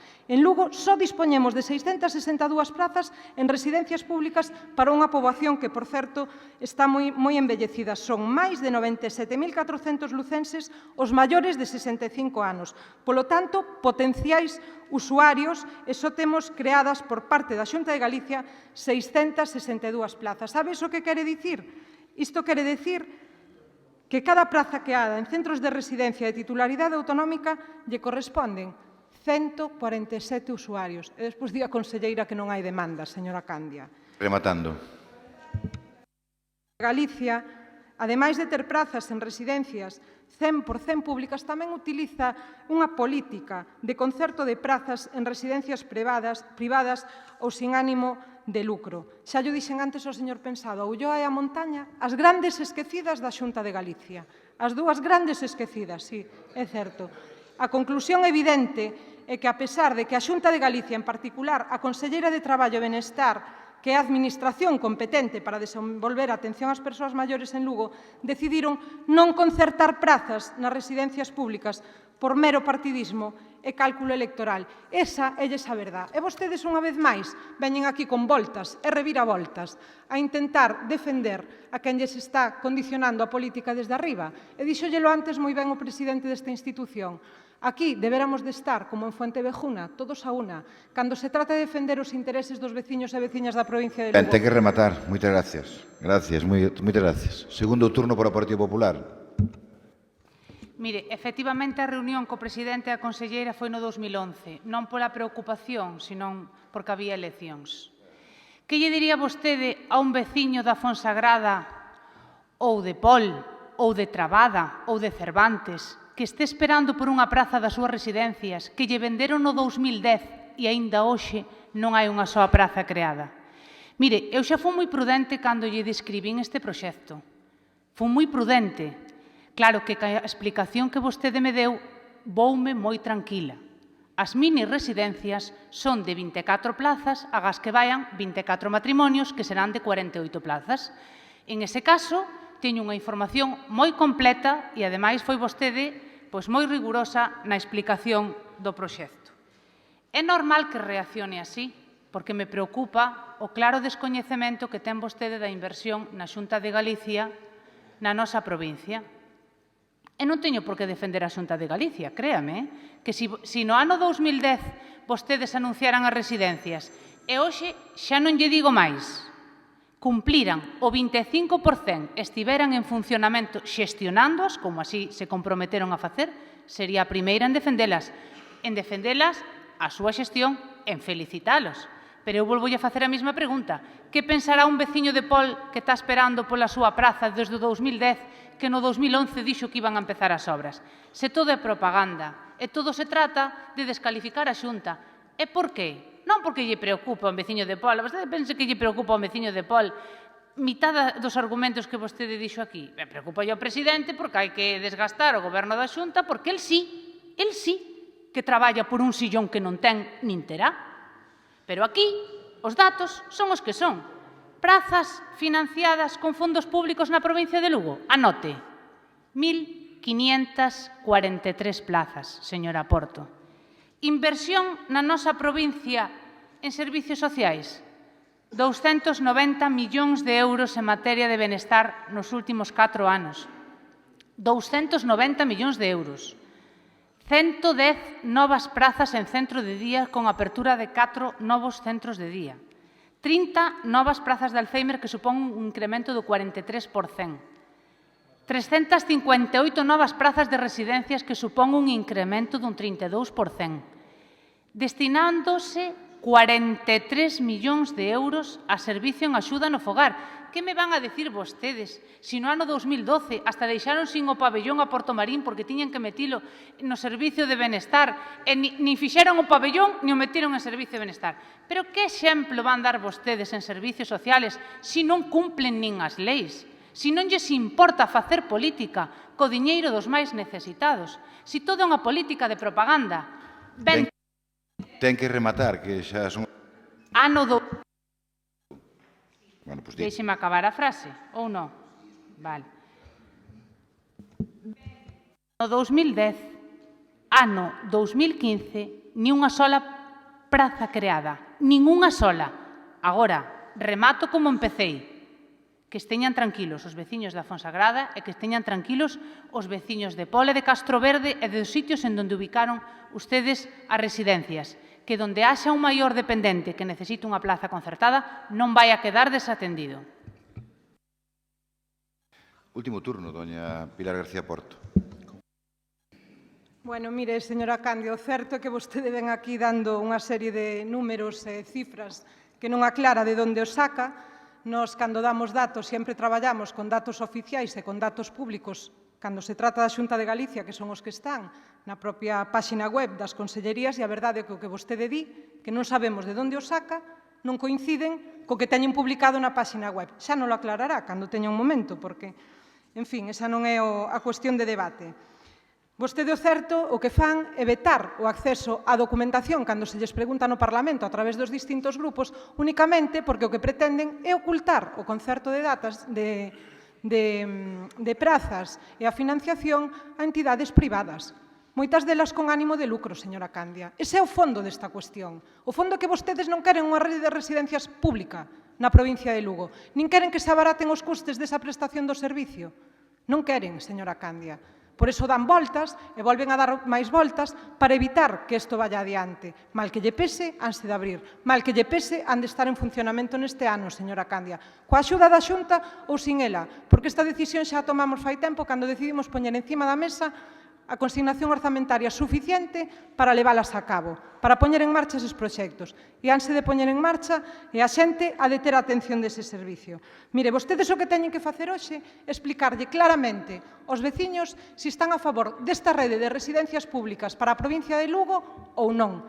Teñen que decirlle aos veciños e veciñas da provincia de Lugo se están a favor de que a xente teña que pagar no entorno dos 2.000 euros por estar en residencias para maiores ou se pode abaratar ese custe e reducilo case ao 50%. Iso é o que teñen que facer hoxe aquí neste pleno da Diputación. Mollarse, ustedes que se preocupan tanto polos veciños e veciñas deben de falar claro. E rematando. Uns breves datos. Sabe vostedes cantas plazas concertadas para maiores dependentes teñen en Galicia? 3.036. Saben onde? En residencias privadas, señora Candia. Voulle dicir máis, a vontade que teñen dende a Xunta de Galicia, a vontade política do Partido Popular é negar o acceso ás residencias de maiores, porque o ano pasado encargáronse de modificar a lei. Ata o ano pasado, con 65 anos podíase reservar praza. Agora hai que ter 75 e suerte de non morrer para poder reservala. Ese é o interés que teñen vostedes. Remato.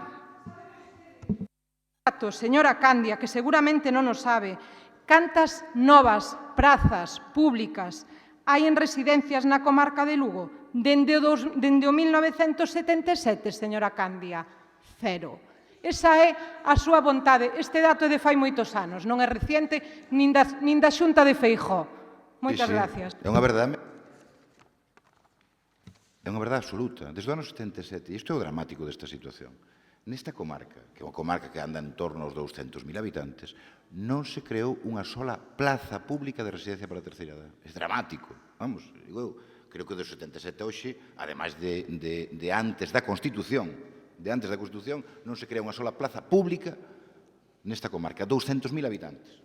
Toda a xente que está aquí se dará conta que a xente envejece, que ten problemas, e que, por tanto, é previsible que en relación co ano 77 ao ano 2015 haxa moitas máis persoas necesitadas desas plazas públicas. Pero aí está aquí da cuestión. Non queren plazas públicas. Non lles interesa que haxa proxectos que sexan capaces de dicirlle á sociedade que en vez de pagar o que se está pagando nunha residencia privada, se pague nunha residencia pública. Cando se gobernaba en Sarria, o coste da residencia iba aproximadamente en torno aos 900 euros ao mes. Non lles interesa ese modelo, prefieren outro modelo.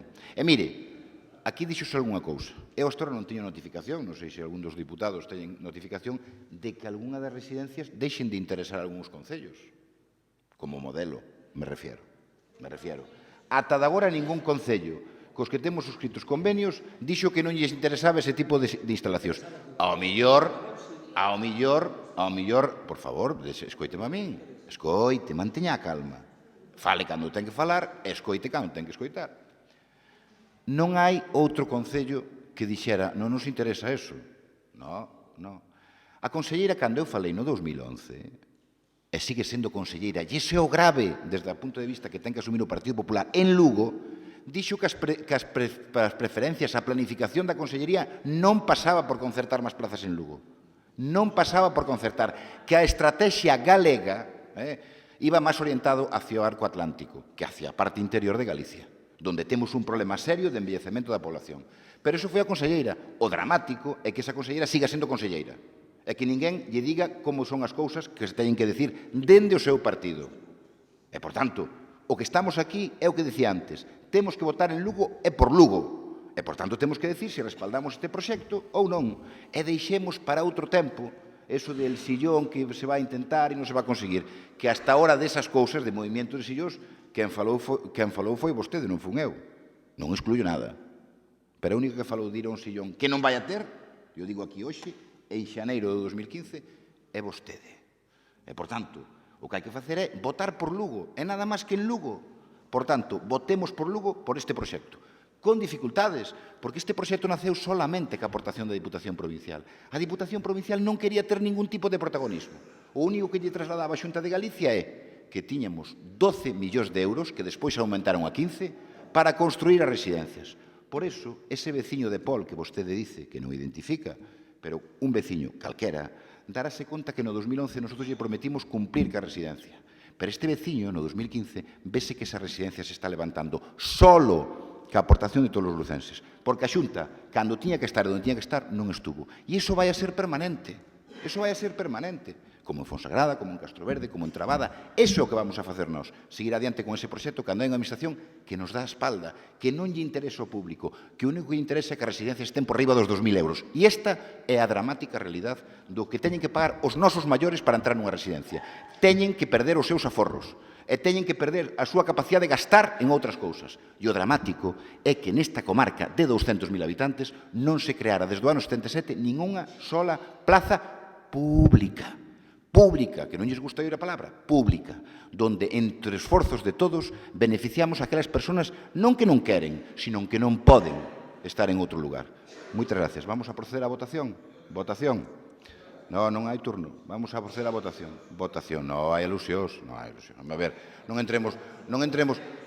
Mire, si teño que dar, fíjense, si teño que dar os turnos, a ver, entenderán vostedes.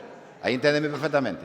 Si teño que dar turnos por alusións directas ou indirectas que se fan, non paramos. A ver, non ten o canso que ten. Vai ter outro turno para falar. Vamos a proceder a votar. Voto a favor desta proposta de goberno. Vamos a proceder a votación. 12 votos a favor. Votos en contra. 11 votos en contra. Sí, así. 11 votos en contra. Moitas gracias. Votación. Proposta aprobada. Siguiente punto de orden do día, señor secretario.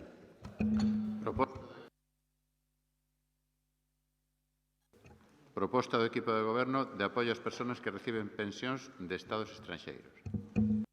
Ben, ten a palabra por parte do equipo de goberno, don Mario Outeiro. Moitas grazas, señor presidente. Bos días a todas e a todos. Por suposto, benvidas as persoas do público que hoxe nos acompañan.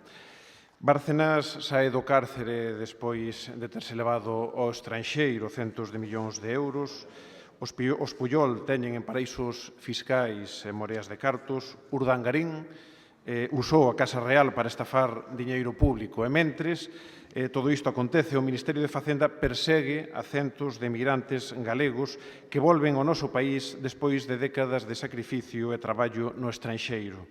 O Goberno de Rajoy e de Montoro persegue con multas e sancións os nosos emigrantes que traen para aquí as divisas engañadas no estranxeiro, ao contrario que a Bárcenas, Puyol ou Urdangarín. Así pois, a quen persegue realmente Facenda, onde centra os seus esforzos? Parte esencial da nosa personalidade como país está vinculada á problemática da emigración e continúa unha problemática que Galiza, por desgraza, segue padecendo. Foron milleiros as persoas que se viron obrigadas a abandonar o noso país dende comezos do século XIX para procurar un medio de vida. Hoxe, persoas mozas, con alta cualificación, tamén se ven obrigadas a facer o mesmo que fixeron os seus avós e avoas para poderen ter un traballo. Moitas das persoas emigrantes xa de retorno na Galiza en idade de xubilación son beneficiarias de pensións que perciben de estados estranxeiros. Hai meses os galegos e galegas emigrantes recibiron multas da Axencia Tributaria para que declarasen as cantidades percibidas noutros países. Diante desta injusticia, produciuse unha forte resposta social. Estas persoas nunca recibiron ningún tipo de información previa en relación coa súa obriga de declararen as contías das pensións percibidas no estranxeiro. Existía un total descoñecemento da obriga de facer esa declaración anual do IRPF, o que confirma a falta de intencionalidade de defraudar pola súa parte. E que se apoia tamén co feito de que os estados pagadores nunca lles expediron ningunha certificación en relación coas cantidades percibidas. Foi a presión que realizaron con intensidade as persoas que hoxe nos acompañan entre o público e en xeral a Coordinadora Nacional Galega de Emigrantes Retornados, apoiados por outras organizacións, a que conseguiu que se saiba quen son os verdadeiros defraudadores e que se coñeza que houve un trato inxusto e discriminatorio cos e coas pensionistas retornados. Tamén esa contestación social motivou a introdución na reforma fiscal deste ano 2017 15 dese proceso de regularización dirixido a este colectivo. Con todo, dende logo, é unha solución parcial que non asegura un tratamento fiscal equitativo e non discriminatorio respecto de outras persoas que só perciben pensións de organismos do Estado español.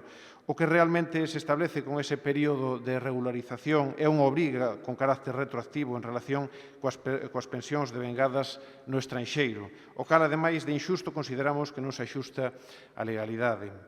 Non se pode consentir que se lle dea unha solución simplemente estética ás xustas demandas deste colectivo coa Axencia Tributaria para topármonos tamén en vésperas dun ano de importantes envites electorais. Son imprescindibles medidas reais para que a tributación das pensións dos emigrantes retornados sexa xusta e igualitaria. Por estes motivos, o equipo de goberno da Deputación de Lugo presenta para o seu debate e aprobación os seguintes acordos, todos demandaron do Goberno do Estado español a adopción dunha serie de medidas, como que proceda a modificación legislativa para fixar o mesmo réxime do IRPF para as rendas procedentes de pensións, con independencia de se estas proceden dun Estado ou de varios Estados.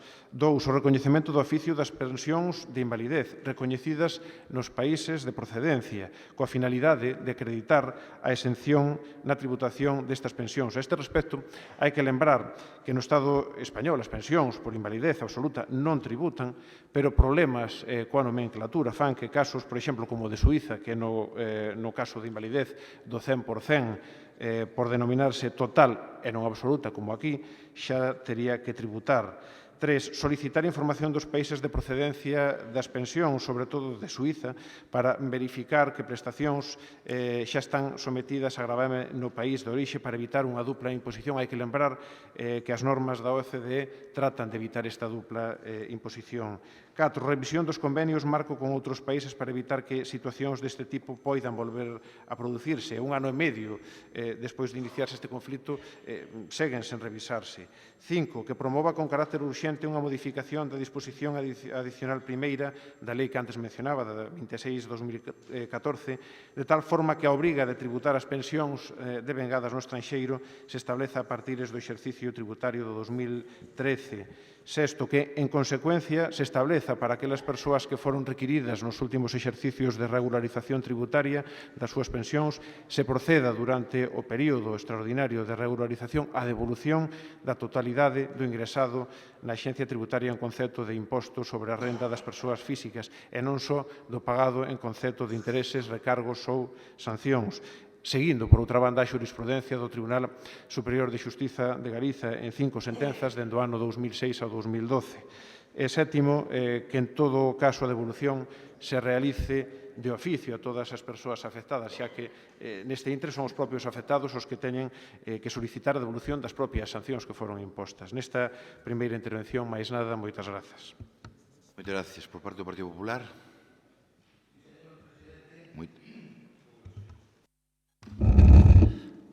Como ten unha relación tremenda as pensións percibidas no estranxeiro con Palas de Rei, Antas de Ulla e Monterroso, que é a comarca da Ulloa, dicirlle a quen aquí descaradamente o fixo de que en Palas de Rei, afortunadamente, hai unha residencia para 40 usuarios pública que, se Dios quer, dentro de un mes hasta invitarei a que veña a inauguración. Monterroso ten a súa vivienda comunitaria e Antas de Ulla, concello do que vostede está, non só o que ten, sino a ampliación. Dito isto, señor presidente, eu vou ao que me ciñe neste momento, que é esta moción que presenta o BNG.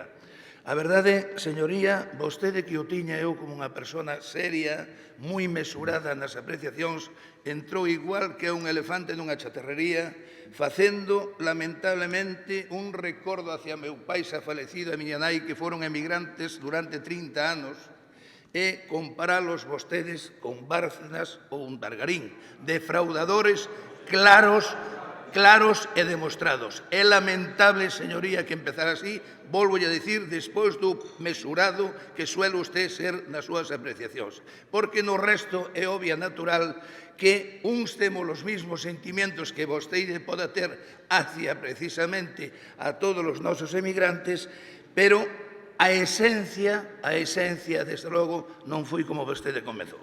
Mire, eu dicirlle simple e llanamente de que o imposto sobre a renta das persoas físicas é un tributo esencial que está consagrado na Constitución do 78, artigo 31, en donde se dice todos contribuirán ao sustento dos gastos públicos de acordo coa súa capacidade económica mediante un sistema tributario xusto inspirados nos principios de igualdade e progresividade, que nunca, en ningún caso, sería confiscatorio. Ben, vista esta situación, que é o que sucediu? A raíz do que aconteceu coa Agencia Tributaria no ano 2013, non só a nosos emigrantes retornados non se lles multou, senón que tuveron que pagar intereses, tuveron que pagar a súa multa e tuveron que devolver unha cantidad de diñeiro. E por encima tratáronos de defraudadores, o cual o convertiu nunha situación francamente preocupante. É certo que hubo manifestacións como non podía ser menos, e tiña que seguirlas habendo, e me imagino que teñen que estar agora o Jovizor e fiscalizando os acordos que se están tomando. Pero non é menos certo, e a súa señoría non pode dicir o contrario, de que o presidente da Xunta de Galicia, sin ser unha competencia da propia Xunta de Galicia, non se mollou. Non quere dicir vostede o contrario de que o Parlamento de Galicia, sin ser unha competencia do propio Parlamento, nunha proposición non de lei aprobada por unanimidade de todos os grupos, non se mollou. Non, señorías. Mire, os salvapatrias nestas circunstancias, créanme que non son os de mellor resultado. O importante é que os emigrantes retornados, neste momento, os que ya han cobrado a multa, que sí hai cerca de casi 20 millóns polos datos que a mí me han pasado, uns 20 millóns de euros, e é obvio natural que ellos teñen que devolver, e que ellos van a devolver. E ao mesmo tempo que todo que os intereses, os recargos e todas as sancións impostas a todos os emigrantes teñen que ser retribuídas de novo. E que desde o día 1 de xaneiro deste ano está a servicio de todos eles, non só, neste caso, a colaboración entre o que Facenda do Estado como Facenda da Xunta de Galicia. Dicho todo isto, señoría, eu creo que se traballou rápido, traballouse ben e traballouse con sensibilidade hacia esa xente. Todo o que usted queira decir a partir de aí, desde logo, a este que está defendendo esta posición e co antecedente que lle comentei antes, desde logo, a min non me vai a convencer. Eu creo que todos os emigrantes retornados van a recuperar, como non pode ser menos, a súa posibilidade económica que tiñan antes de que pasara este acontecemento. Nada máis, señor presidente. Moitas gracias. Segundo turno para o portavoz do Goberno. Por favor, prégolles. Por favor. Deben saber todos vostedes.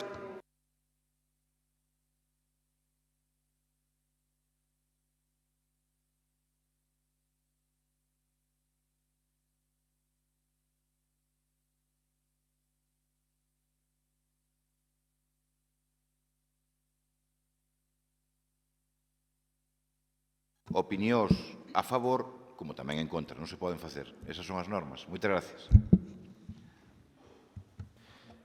A verdade que estou un pouco sorprendido, non? Por unha banda, entendo tamén o cambio de portavoz. Eu pensaba que iba a defender a portavoz do Partido Popular, Elena Candia, porque foi xa a persoa que defendeu hai un ano e medio, cando se trouxo por primeira vez esta moción, bueno, unha moción semellante, non? Pero, visto o cambio de opinión, entendo tamén o cambio de portavoz, ya que o equipo de goberno levaba xa ao pleno, no mes de xullo de 2013, unha proposta que pedía as seguintes cousas. Unha, manifestar o apoio da Deputación de Lugo aos milleiros de persoas beneficiarias de pensións percibidas no estranxeiro e afectadas pola reclamación da Axencia Estatal Tributaria. Co voto en contra do Partido Popular, o Grupo Provincial, dende logo, poñíase de costas aos miles de afectados lucenses. 2. Instar a Xunta de Galicia a establecer mecanismos para colaborar con este numeroso colectivo, facilitándolle a información e o asesoramento que precise para que poidan defender os seus dereitos e intereses todas as persoas afectadas. Ao igual que vostedes, a Xunta de Galicia, aínda que se aprobara por unanimidade no Parlamento, tamén ignorou os miles de persoas que tiveron que emigrar en busca dun futuro mellor, entre outras cousas porque de información e asesoramento cero patatero. Mais en ausencia desta iniciativa pública, os afectados, como os que hoxe nos acompañan, uníronse en plataformas e grazas á súa presión, a súa voz fixo oír tanto en Galiza como no Estado. 3. Poñía, demandar do Goberno do Estado a adopción urxente das seguintes medidas. Anulación de todos os expedientes sancionadores instruídos pola Axencia Estatal Tributaria. E, en canto a isto, gustaríame lembrar parte da intervención da voceira do seu grupo naquel pleno de xullo do 2013. Porque aquel día dobiounos coas seguintes manifestacións, palabras que se transformaron en acta e que todo o mundo pode consultar na páxina web da Deputación. Dicía: sen dúbida, eu creo que a proposta de acordo que traen vostedes hoxe a esta corporación non ten precedentes na historia da democracia. Que unha corporación inste a unha administración a que anule procedementos sancionadores que aplican unha norma do ano 2008, 9, 10 e 11 é unha absoluta temeridade. Ou, tamén dicía, que teñan a ousadía de traer a unha administración pública unha proposta de acordo de que se arquiven expedientes sancionadores aplicando a lei, instando precisamente a cometer delitos, pareceme absolutamente fora de lugar. Chegaba incluso a posicionarse de xeito persoal, a voceira do Partido Popular, coa frase: espero que se respecte o procedemento sancionador, coas correspondentes alegacións. Isto, dende logo, coa frase de que é obvio e natural que se retiren as multas, pois a verdade é que me deixa fora de lugar, non? Porque temeridade, fora de lugar, demagoxia e outras manifestacións, dende logo que foron feitas naquela sesión, deixan en completo ridículo o Grupo Provincial do Partido Popular despois de que o Goberno do Estado, nesa disposición adicional primeira, na reforma fiscal do 2015, retirara as multas coa que castigara inicialmente o colectivo, grazas, outra vez máis, á imensa loita protagonizada polas 3 plataformas lucenses, en xeral polas outras 17 que conforman a Coordenadora Nacional Galega de Migrantes Retornados. Unha coordenadora que, por certo, se sigue manifestando porque considera que esta reforma fiscal sigue sendo injusta e insuficiente para os 250.000 afectados. E, bueno, con respecto aos seguintes puntos que introducíamos naquela sesión de xullo do 2013, poñemos o inicio dunha campaña de información a todas as persoas afectadas das súas obrigas tributarias futuras, anulando os requerimentos relativos aos exercicios correspondidos entre os anos 2008 e 2012, así como a revisión dos convenios marco con outros países para evitar que situacións deste tipo poidan volver a producirse no futuro.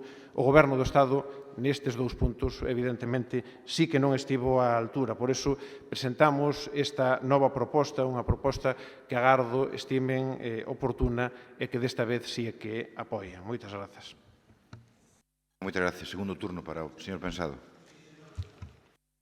Eu non é por defender a miña compañeira naquel intre, pero admito que todo o que dixo sigue estando Vicente Ose. É que está clarísimo. Señoría, vamos a ver unha cousa. Si cualquier retornado, sea emigrante ou calquera persona, non regulariza a súa situación, quen lle quita a sanción? Seamos sensatos. É dicir, que é a oferta que se está facendo? Señores, aquí vais a tomar esta decisión. Fuera sanciones, hai esta cantidad, se devolverán. Pero primero tienen ustedes que regularizar su situación. Hay gente que no ha declarado, y eso es así. ¿Cómo que no? ¿Cómo que no?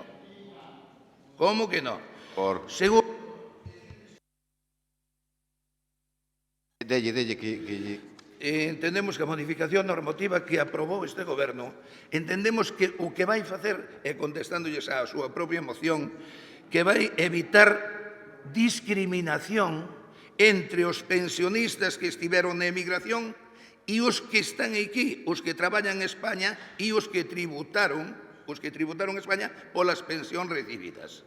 E iso é así. Eu podolle facer, mire, facer un exemplo práctico para que discriminación entre un emigrante retornado e unha persoa que traballou en España que é un pensionista. Mire, poñamos por o caso 2 pensionistas, nos cuales perciban unha pensión de 12.000 euros cada un e que teñan que cotizar, tributar por ela o 10%. O pensionista que cobra do Estado español, terá que tributar un total de 1.200 euros, é dicir, 100 euros cada mes. O pensionista retornado, que cobra a metade, 6.000 euros de España, e a outra metade de fora de España, vai a ter que pagar 60 euros polo que cobra en España e o resto, no momento que este regularizada a súa declaración, vai a ter que pagar os mismos, pero despois de facer a declaración da renta. Total, os dous van a pagar 1.200 euros. Así de sencillo, señoría. Eso é como vexo eu. Por favor.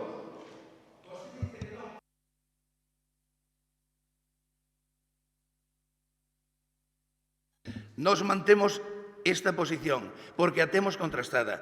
E nós entendemos, señoría, as cousas poden gustar máis ou poden gustar menos, pero o que sí está claro é unha cousa, que todos os emigrantes retornados que regularizaron ou regularicen a súa situación en cuanto ás pensións se refiere, esas personas, si foron multadas, se les devolverá, como é natural, esa sanción se devolverá con intereses nunha palabra.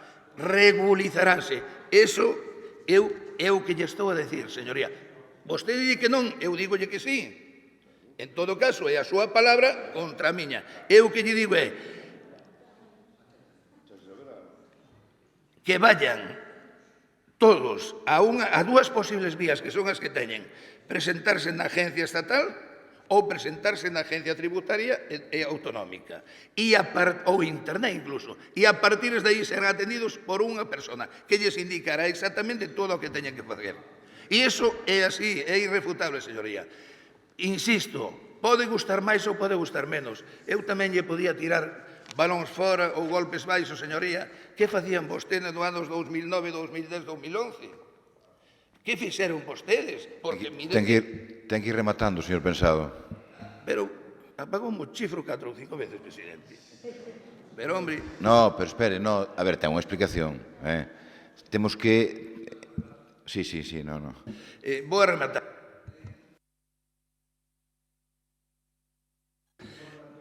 Vou a rematar, señor presidente.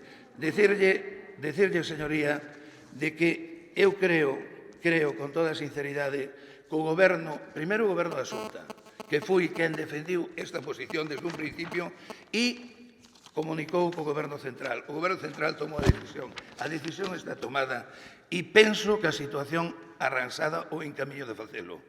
Eu pregúntome, que se fixo no ano 2009, 2010 e 2011. O PP non estaba gobernando. Outros estaban e non fixeron nada ou calaron. Por favor, venga, xa está. Veña, siguiente.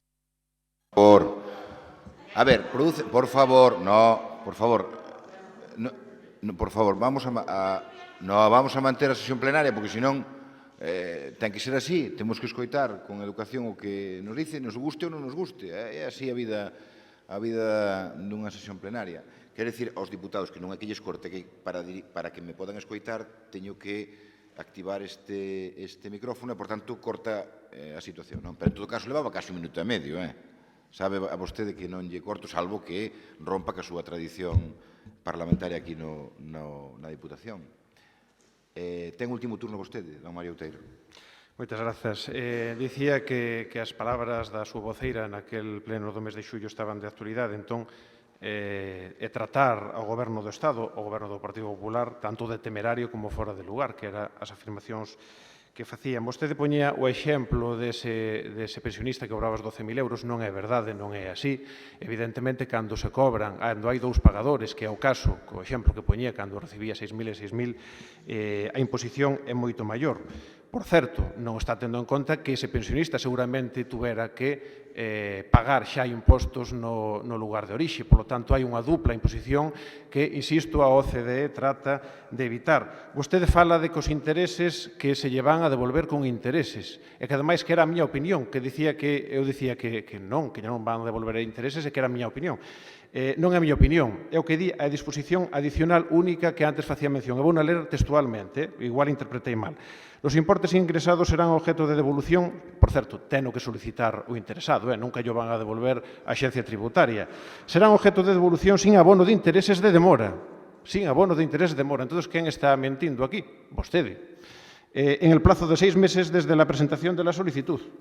Bueno, transcurrido dicho plazo, sin haberse realizado la devolución, se abonarán los intereses de demora que corresponden. Dicíalle tamén ao comezo da miña intervención que os nosos emigrantes retornados non son defraudadores. Dicíallo eu, quen considera que son defraudadores como Bárcenas, Pujol ou como Urdangarín é o Goberno do Estado a través da Axencia Tributaria. Eles son traballadores, as persoas que nos acompañan, por exemplo, son traballadores e aforradores que se merecen, dende logo, unha xubilación digna despois dunha vida de esforzo e de traballo. Facenda debe aproveitar a crise, non debe aproveitar a crise para cebarse a nivel recadatorio entre as clases populares, en vez de seguir a filosofía orixinal desa redistribución da riqueza. Eu, polos motivos expostos nas dúas primeiras intervencións, nesta última, pregaríalle ao Partido Popular que reconsidere o posicionamento daquel voto naquel mes de xullo de 2013 e que nesta ocasión apoie a todas as miles de persoas, aos miles de emigrantes retornados galegos afectados por esta imposición. Moitas grazas. Gracias. Procedemos entón a votar esta proposta.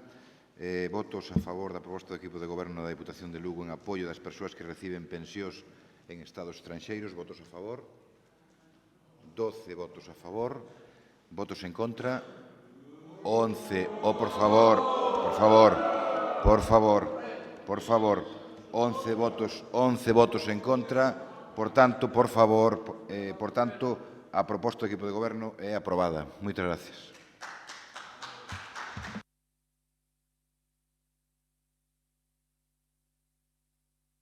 Siguiente punto de orden do día, señor secretario.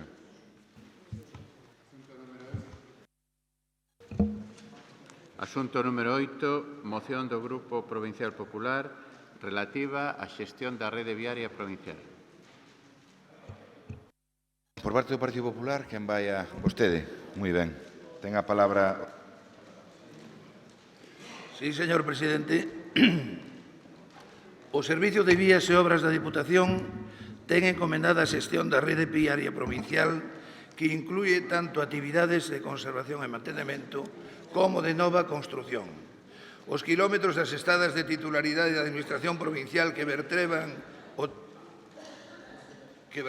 territorio lucense presentan nunha porcentaxe moi elevada o peor estado de conservación da súa historia, sendo numerosas as solicitudes de arranxo trasladadas tanto polas administracións locais como por persoas físicas. As propias declaracións dos responsables da Deputación de Lugo sobre o investimento en estradas desde o ano 2007 confirman a certeza das afirmacións feitas polo Grupo Provincial Popular que aseguran que o mal estado que presentan as estradas provinciales non se debe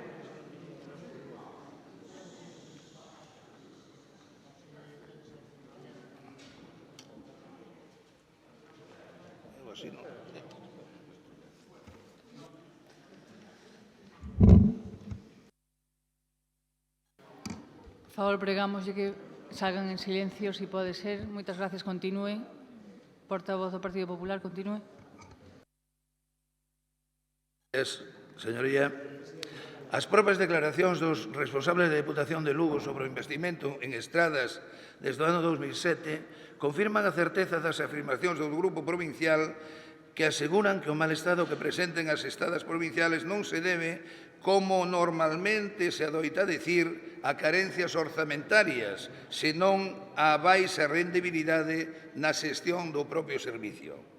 A veces, o portavoz e delegado desta zona de infraestructuras, don Manuel Martínez, dinos que investiu casi 70 millóns de euros e mellorou 1.000 kilómetros de estradas provinciais 2007. Sinceramente, teño que contradicilo e dicir todo o contrario. Non investiu 70 millóns, investiu cerca de 140 millóns de euros, o cual todavía fai máis grave a situación.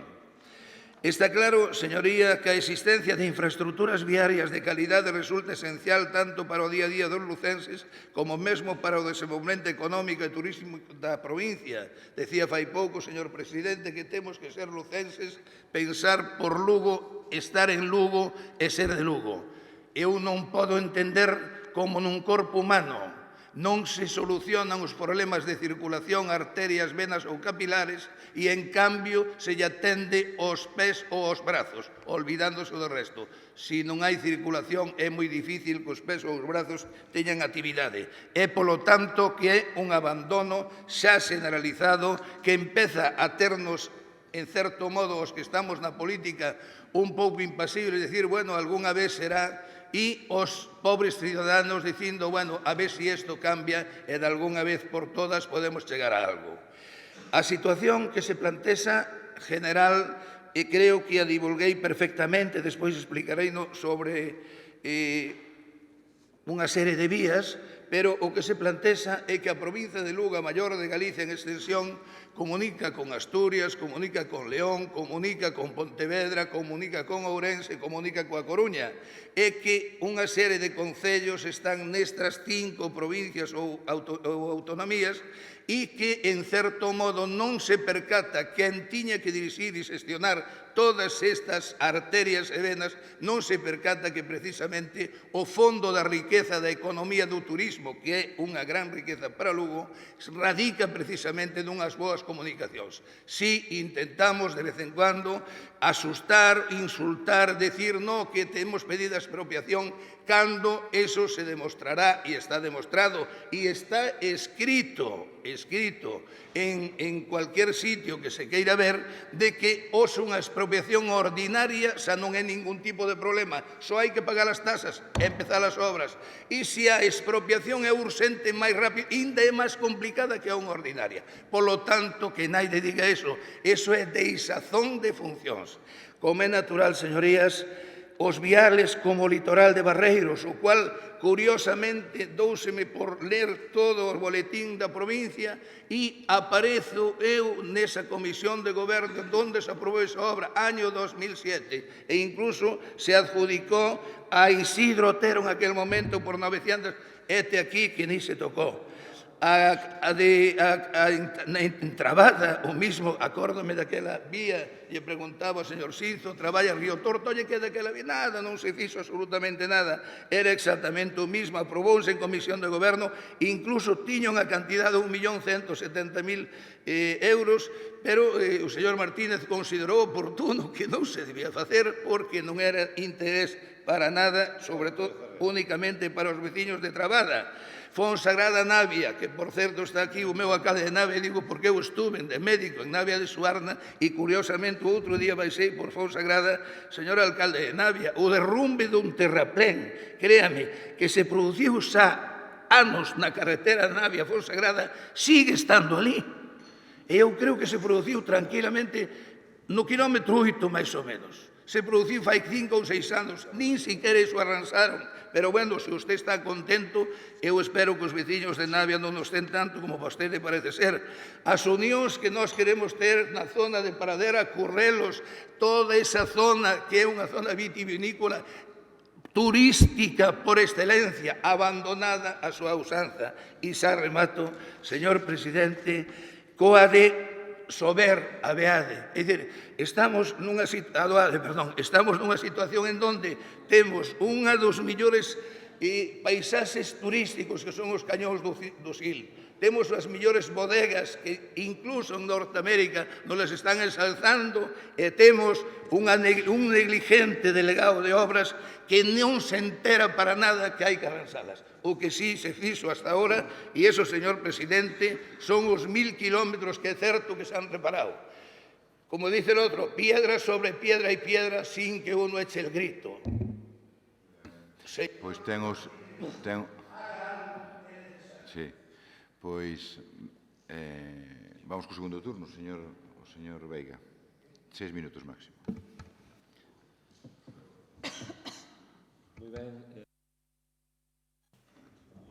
Moi ben, bo día. Gustoume ese tono do señor Pensado na intervención, que salvando as distancias, pois sonábame, salvando as distancias e con moito respeto, para poder decir aqueles discursos de don Ramón Otero Pedrallo con ese énfasis. Ideolóxicamente, pois, non coincidirían don Ramón nin o señor Pensado, pero gustoume ese tono con tanta énfasis para defender, pois, unha simple moción que eu entendo que é totalmente xusta, están perfectamente legitimados. Eu coincido no que vostedes expoñen, no que os veciños expoñen a respecto da rede viaria provincial, o mismo que dicen os veciños tamén da rede viaria da Xunta de Galicia e tamén das estradas do Estado. Sabemos cal é a situación de cada unha delas. E cando o señor Pensado recordou que estuvera na Xunta de Goberno, esa onde se axudicaron esas obras, despois o direi máis adiante, pois gustoume que fixera ese inciso. E tamén, cando empezou a falar de que ten moito que ver co turismo, as vías de comunicación, home, na comarca de onde é a portavoz, Elena Candia, e eu sabémolo ben. Sabemos o que nos fixo o Goberno do Estado e sabemos o que nos está facendo o Goberno da Xunta. Eso sí, agora corren todos para Fitur a proclamar as nosas excelencias, pero cando chega a xente aquí, pois o primeiro escollo que hai para entrar na Mariña, porque falou da Mariña, é o Alto do Fiouco. Ese é o primeiro escollo que temos. Entonces, como estes días está de néboa, baixan pola xesta, pero é o segundo escollo porque siguen incumplindo a promesa que fixeron. Carretera sin pintar, estrada baixada da xesta sin pintar, peligrosísima, este venres, este sábado, denunciada en medios de comunicación digitais por moitísimos usuarios. Poderíamos facer aquí unha retaíla de agravios e desagravios, pero vámonos centrar no que ustedes piden, porque esta vai dirixida á Diputación Provincial. Dicíalle que me gustaba, señor Pensado. Eu estaba dudando se usted estuvera aquí de 2003 ao 2007, pero sí que estuvo aquí de 2003 ao 2007. Eu estaba sentado prácticamente onde está usted ou detrás, estaba na oposición. Usted estaba con cacharro e agora sí que tamén sin cacharro, usted sempre está. Como dicen moitos alcaldes do PP, é que Pensado sempre está. Cando non está no Parlamento, está na Diputación, e cando non no Parlamento, e non dá salido da roda. Tamén será pola súa valía, supoño, polo que o ten o Partido Popular aí. Pero xa que estuvo nesa Xunta de Goberno, non conte verdades a medias. Non conte verdades a medias do que deixaron axudicado neses 50 millóns de euros. Se estuvo na Xunta de Goberno, vostede ten a mesma responsabilidade co señor Cacharro Pardo, que era o presidente da Diputación e presidente do Partido Popular da provincia de Lugo. Ten a mesma responsabilidade, non? Sabe como deixaron esas estradas? Deixaron expropiacións feitas? Non consignaron para expropiacións. E saben que o litoral de Barreiros vale 6 ou 7 veces máis a expropiación co propio vial, porque o Concello de Barreiros tampouco tiña feito o plan xeral daquela, ni non ten agora. Non vai a Diputación programar unha estrada sin saber aínda por onde o Concello de Barreiros quere facer os seus viales de acceso ás playas, que iso ten que estar contemplado no plan urbanístico de Barreiros, gobernado polo Partido Popular desde o ano 79, e que non ten unha gana de facelo despois da desfeita que protagonizaron co apoio da Xunta de Galicia. Polo tanto, ser un pouquiño serios, eu xa digo, esas demandas son totalmente xustas. Aí, esas tres que menciona, tanto a de Barreiros como a outra outras dúas, como a da Navia, e hai unha terceira máis, esas eran dese plan. Pois están na mesma situación. Sería costosísimo, moito máis costoso, a expropiación que a propia carretera. E na de Barreiros, eso xa é sangrante. Que nos saquen o caso de Barreiros, con todo o que aconteceu en Barreiros. Isto xa o presentaron hai un ano, unha moi parecida, porque sempre que hai eleccións, pois trasládanos esas preocupacións. Que preocupacións que se están recollendo? Son máis de 4.000 kilómetros de rede viaria. Claro, o señor Cacharro pois facía tamén carreteras á carta, que ao mellor non tiña que facelas a Diputación de Lugo. E despois xa lles falará o señor delegado de Vías e Obras non desto, senón de moitísimas máis cousas. Pero eu esperaba esta moción porque as eleccións están cerca e entonces sacamos unha foto nun bache e levamos unha moción á Diputación e contentamos o alcalde de Trabada de paso. Eu sei que hai que arranxalas, pero igual que as da Xunta. A señora Candia, que é da Mariña, seguro que coincide comigo en como está a estrada Reme-Vilamar que vertebra toda a Mariña. E o señor Ginzo tamén o sabe, que tamén pasa por ela. Como está a estrada Reme Vilamar? No ano 2009, o señor Alfonso Fuente, e agora o que é alcalde de Santiago e antes conselleiro de Infraestructuras, anunciou 500.000 euros para o tramo de Barreiros no ano 2009. Seguimos agardando. O tramo que estaba arreglado desde o Alto de Vilamartín a Reme ten un índice de accidentes altísimo, reconocido pola propia Xunta. Non fixeron nada, despois das demandas do alcalde de Ribadeo e do Bloque Nacionalista Galego de Barreiros. Non fixeron nada. Así que un poquinho de seriedade. Moi ben. Primeiro turno para o Partido Socialista. Gracias, señor presidente. Moi brevemente, porque tampouco ten moito recorrido isto, eu quixera empezar antes por anécdota, porque sorprendeume hoxe, primeiro unha cousa, que a estes señores non lles gusta os que nacimos no franquismo, parece ser, que lles molesta que teñamos poucos estudios. A todos nos hubiera gustado estudiar máis, me parece, non haber nacido en esa época, haber nacido máis tarde. Pero ahora parece ser que o único que lles preocupa e lle molesta do franquismo. Bienvenidos a eso. Segundo, darlle a influencia que eu teño sobre os portavoces do PSOE, viceportavoces ou compañeiros portavoces do Partido Socialista, parece ser que se estende tamén ao portavoz do Partido Popular, porque nos deu unha demostración de manexo plurilingüe. Utilizou perfectamente, como creo que utilizamos outros, o galego e o castelán. Falta o latín. Pero nunhas clases destas íntimas solucionámoslo enseguida, porque se Ormato tamén pode facerlo sin problema ningún. A continuación, mire, é a 36ª vez que veñen con preguntas ou mocións de carretera. Isto máis que moción é un rogo, por iso vou tomar nota do rogo. Nos vamos a seguir traballando e mellorando as carreteras, miraremos que a intervención, se en vez de 70 millóns gastamos 140 millóns, que, bueno, imagino que estarán perfectamente xustificados, co cual, esa demostración de que a mitad dos recursos que tiñan ustedes, que manexaban 16 millóns de euros cada ano para 4.200 kilómetros de carretera, resulta que no ano 2005 tiñan, según o histórico da Diputación, que non fixen eu, que fixeron os técnicos, tiñan 60 kilómetros de aglomerado. Hoxe hai máis de 1.000. Entón, en algún lado estarán esos 70 millóns ou esos 140 millóns. E vamos a seguir neso na próxima legislatura, porque o obxectivo é chegar aos 4.000 millóns. Se ustedes hubieran feito algo antes, probablemente estaríamos cerca, pero ustedes o que nos deixaron foi unhas carreteras guineanas, porque cando entramos nós, no ano 2007, me parece, resulta que tiñan algunhas destas carreteras que nombran aquí e que non teñen puñetera idea, porque, claro, a mí me parece moi ben que o señor Pensado conozca que hai un problema puntual na carretera de Navia, pero resulta que polo seu concello non vai porque non sabe que sí que as carreteras da Diputación a maioría teñen aglomerado. O sea, un desconocimiento total do seu concello, pero sí sabe que en Navia hai un problema. Bienvenido, tomamos nota e xa o veremos. Despois, repítolle que eu de medicina non sei nada. Aí son totalmente inútil e tal, pero de carretera sí que llevo sabendo. E aquí as decisións tómanse técnicamente e despois tamén políticamente. Como as toman ustedes, o fan ustedes. Eu non lles vou comparar cas da Xunta porque a realidade está. Eu invito incluso a ir a Fonsagrada, xa que estuvo en Fonsagrada, e que visite as carreteras da Xunta de Galicia que conectan cas carreteras da Diputación. Seguramente se leva unha sorpresa. Ou incluso unha Navia. Pero, claro, iso non lle interesa, interesa un tema puntual. Mire, xa lle explicou o señor Veiga, e lle explicamos xa aquí no primeiro, é certo que non estaba a actual portavoz, porque o único que cambiou aquí foi a iniciativa sigue sendo a mesma. Carreteras, que, é certo, están 4.250 kilómetros, que a mitad do presuposto de ustedes non se poden facer dun día para outro. Pero aquí sí que se fixo un esforzo importante. E ustedes deixaron aquí 50 millóns de euros no papel. Estos son informes técnicos. Puros e duros. Nin deixaron terreno, o único que deixaron foi un proxecto. Nin terrenos, nin cartos. E hai que buscalos. Hai que buscalos para facer todas as carreteras, porque non hai só estas que ustedes poñen aquí, e que ustedes electoralmente fixeron naquel momento, sino que hai moitos máis kilómetros. Estamos falando de situada de 600 kilómetros, e quedabanlle estes 1.500 sin atender.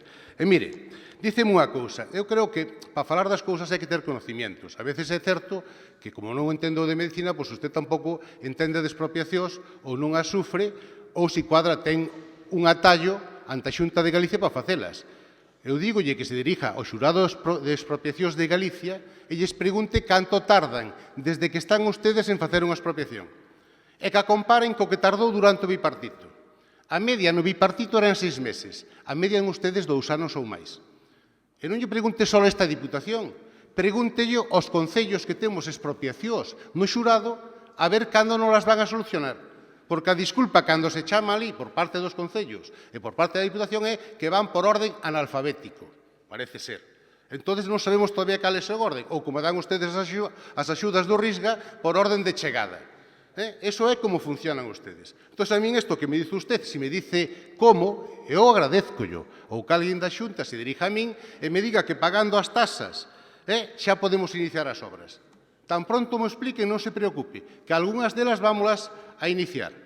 E se cuadra, eu non lle vou dicir máis deste momento, pero gustaríame que sobre todo isto, que usted afirma aquí con rotundidade que pagando unhas tasas se pode iniciar as obras, inda que non expropiemos, pois, por favor, dígollo e pídollo de rodillas que me explique porque non se axusta a realidade nin o que eu coñezco administrativamente. Probablemente usted ten algunha fórmula que nosotros non coñezamos e nos estamos dispostos a utilizar a mesma fórmula que utiliza usted para expropiar, me imagino que en Palas de Rei ou en algún concello amigo do Partido Popular. Nada máis e moitas gracias. Gracias. Segundo turno para o Partido Popular, señor Pensado, 3 minutos máximo. Moitas gracias, señor presidente. Señor Martínez, voulle quitar esa dúbida que ten vostede e collo o guante, porque entón sí que creo que o señor alcalde de Navia se pode ir correndo e rindo que lle vou solucionar o problema. Querido amigo, lo único que ha entrado en este jurado referido a la obra que me preguntas, mejora de la carretera provincial 1901 Fonsagrada-Navia, fue resuelto por este jurado el día 10 de octubre de 2013 y ese mismo mes y año les fue notificada la resolución a todos los interesados, Diputación y expropiados. Al ser una expropiación ordinaria, desde esa misma fecha, se puede producir la toma de posesión de las fincas expropiadas y ejecutar la obra por parte de la Diputación. El jurado resolvió el proceso hace 15 meses largos. Se lo paso cuando usted quiera, señoría. Dicho esto, señoría, o PP non fai barbaridades como usted decía na prensa fai uns días, non? Desfacía vostede os entuertos. Señor Martínez, mire, eu coñecín un diputado nacional, que antes foi parlamentario autonómico, era do Partido Socialista, e créame que cheguei a ser un gran amigo del, e a verdad que paseaba con el, porque non conducía, gustaba de andar. Ese home dicía que cando non hai nada que decir, ou se ten o pantalón, o fol, ou o pantalón roto, o millor é arrimarse contra a parede. Ese diputado vostede coñecía, chamábase Ceferino Díaz. Usted o que veu agora aquí a facer é tirar balóns fora. O do señor Veiga só creo. Como non vou a creer un concellal do seu pueblo, vicepresidente da Diputación, e que non quere que se arranxe unha vía litoral no seu pueblo, cando el sabe perfectamente co acceso ás playas, e eu fun aí, é tremendo, porque hai unhas aglomeracións brutales, sobre todo os días festivos, e que incluso o seu propio alcalde a veces hasta paga terreos para que podan aparcar os coches que están impedindo o paso pola vía. E iso sabe o señor Veiga. Curioso. Por certo, díxome unha cousa, señor Martínez, que me sorprendiu moito. Pero eu creo que leu o currículum das persoas. Eu estuve en Estradas, na Xunta de Galicia, como portavoz, sendo conselleiro don José Cubiña moito tempo. E créame que coñezo Lugo millor que vostede en Estradas. E como é natural, non me faledas do meu pueblo. Mire, usted sabe por que eu xa non lle falo por las de Palas? Porque aínda sigo tendo hacia usted un certo aprecio. Entón xa non vou polas vías provinciales porque teño medo de fadarme con usted nese momento. Entón xa non vou por elas. Pero créame, mire, créame, iba a dicir unha barbaridade, cando lle vou dicir, teño que buscar o papel. Mire, créame, agora que non hai prensa, xa non nos mira. Mire, xa non nos mira. Vostede cree que isto é honra de vostede?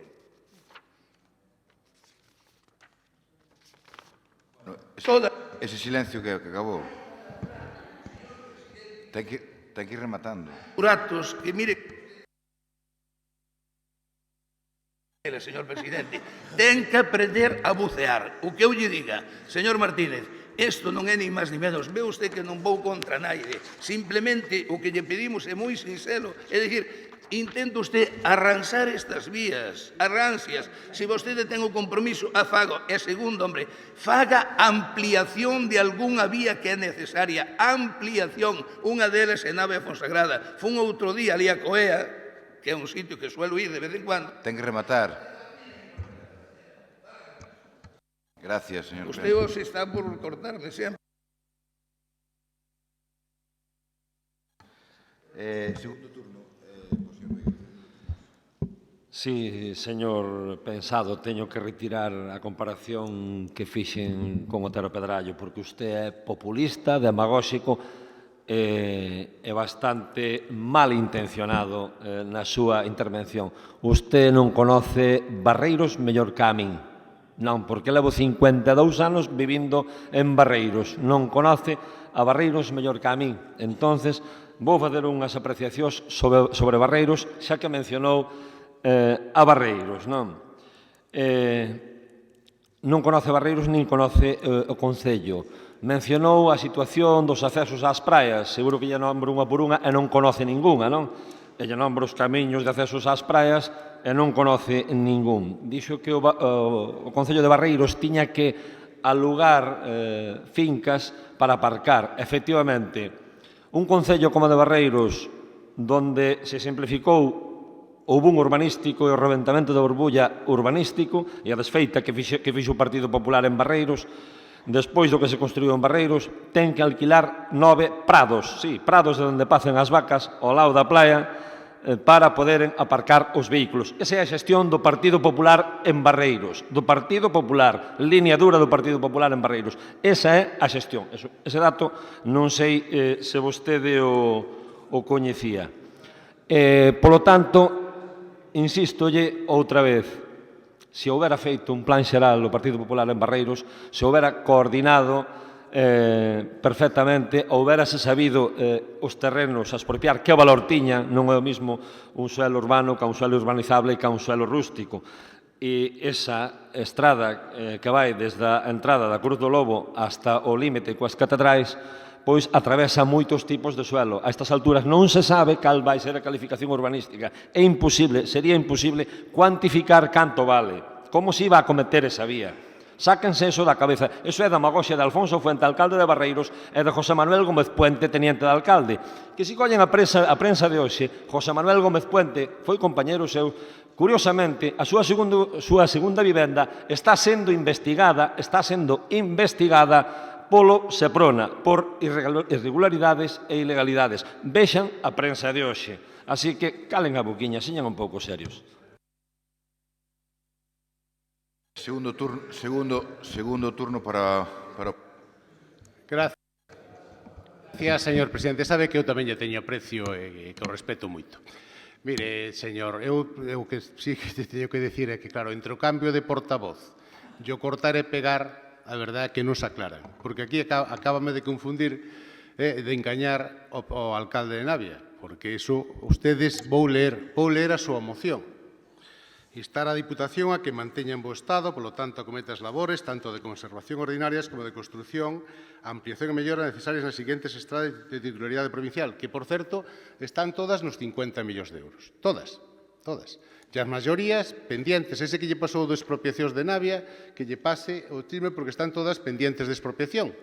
A todas estas, menos unha que ustedes dicen aquí. Vou empezar pola primeira. Vía do litoral, Barreiros. Collo expediente, porque ustedes refiérense a isto, nos 50 millóns. Barreiros, vía litoral, tramo enlace entre carretera provincial 0603 e límite municipal, punto kilométrico 0 al 2270. Está terminada, está executada, está feita. Claro, ou salvo que me poñan outros puntos kilométricos. O que ven aquí está feito. Por eso, aparte de ir a Navia e a Coea, que aparte hai buen vino, por eso tamén vou eu, pois resulta que hai que viaxar máis pola provincia. Ese tramo que ustedes piden aquí está feito. Despois ustedes falan, de Santa Rita Trabada, carretera provincial 1901 de Fonsagrada a Navia. Desconocimiento total e absoluto. Claro, se usted me hubiera falado de Navia a Fonsagrada, porque ustedes deixaron... No, ustedes aquí falan... Home, eu falar non falo moi ben, nin galego nin castelán, pero leer leo, CP 1901 de Fonsagrada Navia. Por favor, señor secretario, ¿me podía confirmar si en la moción del PP pone Fonsagrada Navia? Bueno, pero ustedes, como deixaron un churro, que fixeron? Expropiaron 3 kilómetros ou fixeron un proxecto que non está expropiado, por iso lle digo que se dirija ao xurao e nos explique ese método rápido que teñen de expropiación e non lo explique a Consellería ou usted mismo, que eu acepto as explicacións de usted, e expropiaron uns kilómetros de Navia a Fonsagrada e outros tantos kilómetros, 2 ou 3, de Fonsagrada a Navia. E é certo que a de Navia a Fonsagrada está expropiada e comunicada é paralizada cautelarmente por un cargo ou un excargo público do Partido Popular que presentou un recurso.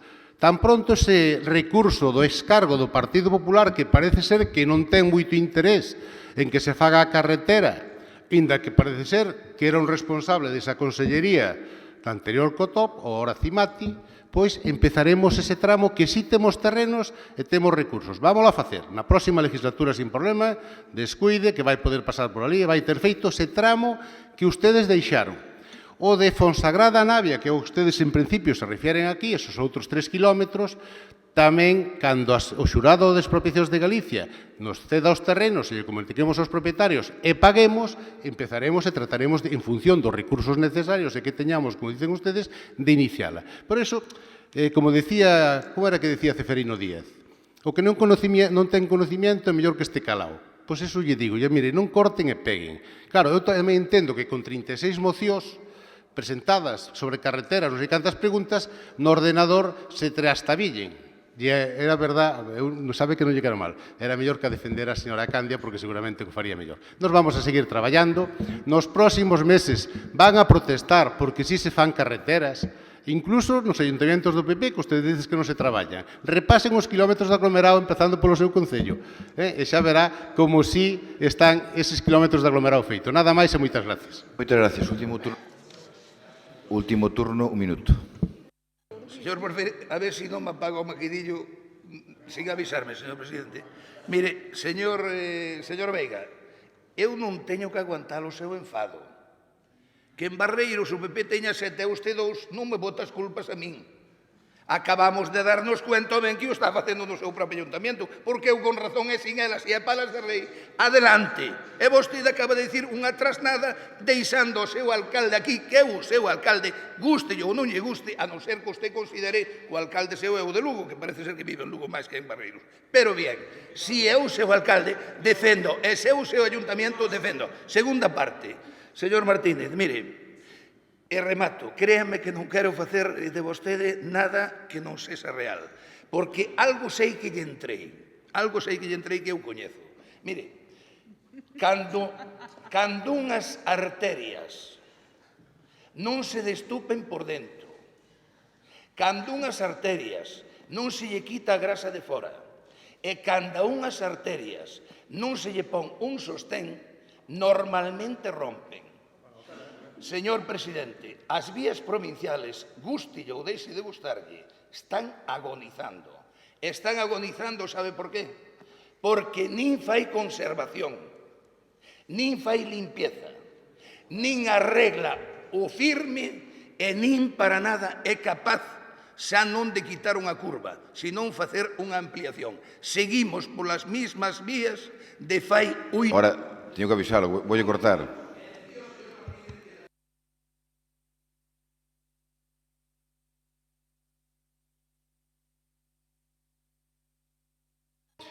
Bueno, despois falamos de alusións. Ora, estaría mal que lle dera o turno de alusións a... Estábame acordando daquela vez que dixera vostede aquí no pleno de que tiña un amigo veterinario que dicían que os toros non sufrían para conservar o bon humor, non? Acórdase aquela vez que dixera que tiña un amigo veterinario que dicía que os toros non sufrían nas corridas de touros, non? Bueno, vamos a ver que temos que decir sobre unha realidad que creo que todos aceptamos como tal, non? Somos a provincia que máis kilómetros ten de carreteras con moito de España, con moito. Algúnas delas, e eu non cuestiono as decisións do pasado, algúnas delas de provinciales teñen pouco. E tamén temos que asumir todos que durante estes últimos anos, froito das restriccións presupuestarias dos cartos que chegaron a esta Diputación, os orzamentos menguaron moitísimo. E iso tamén se debeu esa mengua tamén se derivou de menos execución de obra pública nas carreteras provinciales. É evidente, é evidente. Por tanto, marcando esas cuestións e marcando os nosos compromisos que temos dito e que anunciaremos tamén nos próximos tempos de obra e ejecución real, toca votar esta proposta do Partido Popular en relación ca rede viaria. Votos a favor do Partido Popular, deduzco que 11 votos nesa línea, 11 votos, gracias, 11 votos, votos en contra, 12 votos en contra, por tanto, moción rexeitada. Siguiente punto de orden do día, señor secretario. Asunto número 9, moción do Grupo Provincial Popular relativa á elaboración dun plan dirixido a solventar os desequilibrios económicos existentes na colaboración da Deputación cos concellos da provincia. Por parte do Partido Popular, vai intervir a súa portavoz. Moi ben. Sí.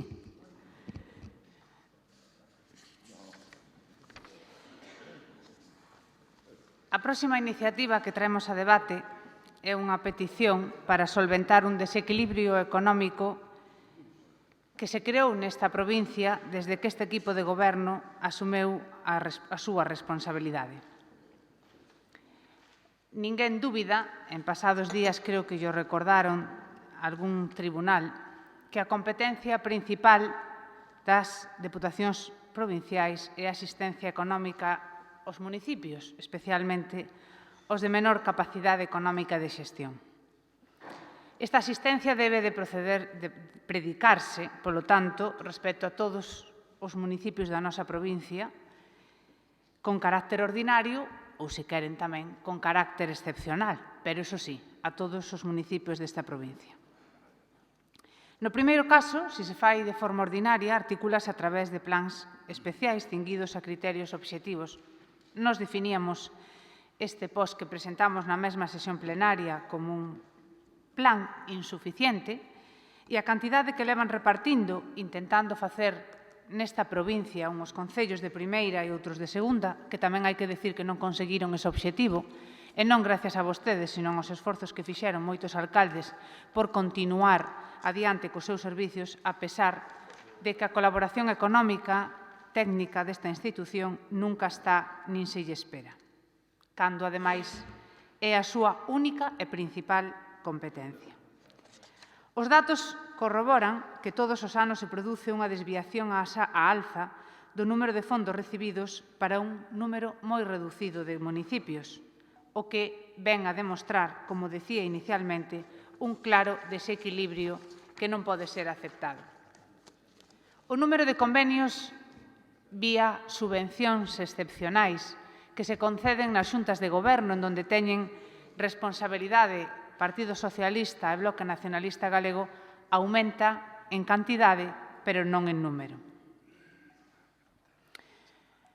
Isto provoca que algúns concellos desta provincia aportan en concepto de impostos e tasas unha cantidade superior á que reciben desta institución provincial. Son contribuíntes netos, pagan máis do que reciben. Así entendemos, reproducímelo dende o ano 2007 e tamén antes, desde o ano 2011 e tamén antes, en repetidas ocasións que esta era unha deputación que gobernaba para uns poucos. Pero agora, toda vez que entendemos que sexa, e así o esperamos e desexamos, como a moitos lucenses, que sexa o último ano con responsabilidades de goberno, teñen unha oportunidade histórica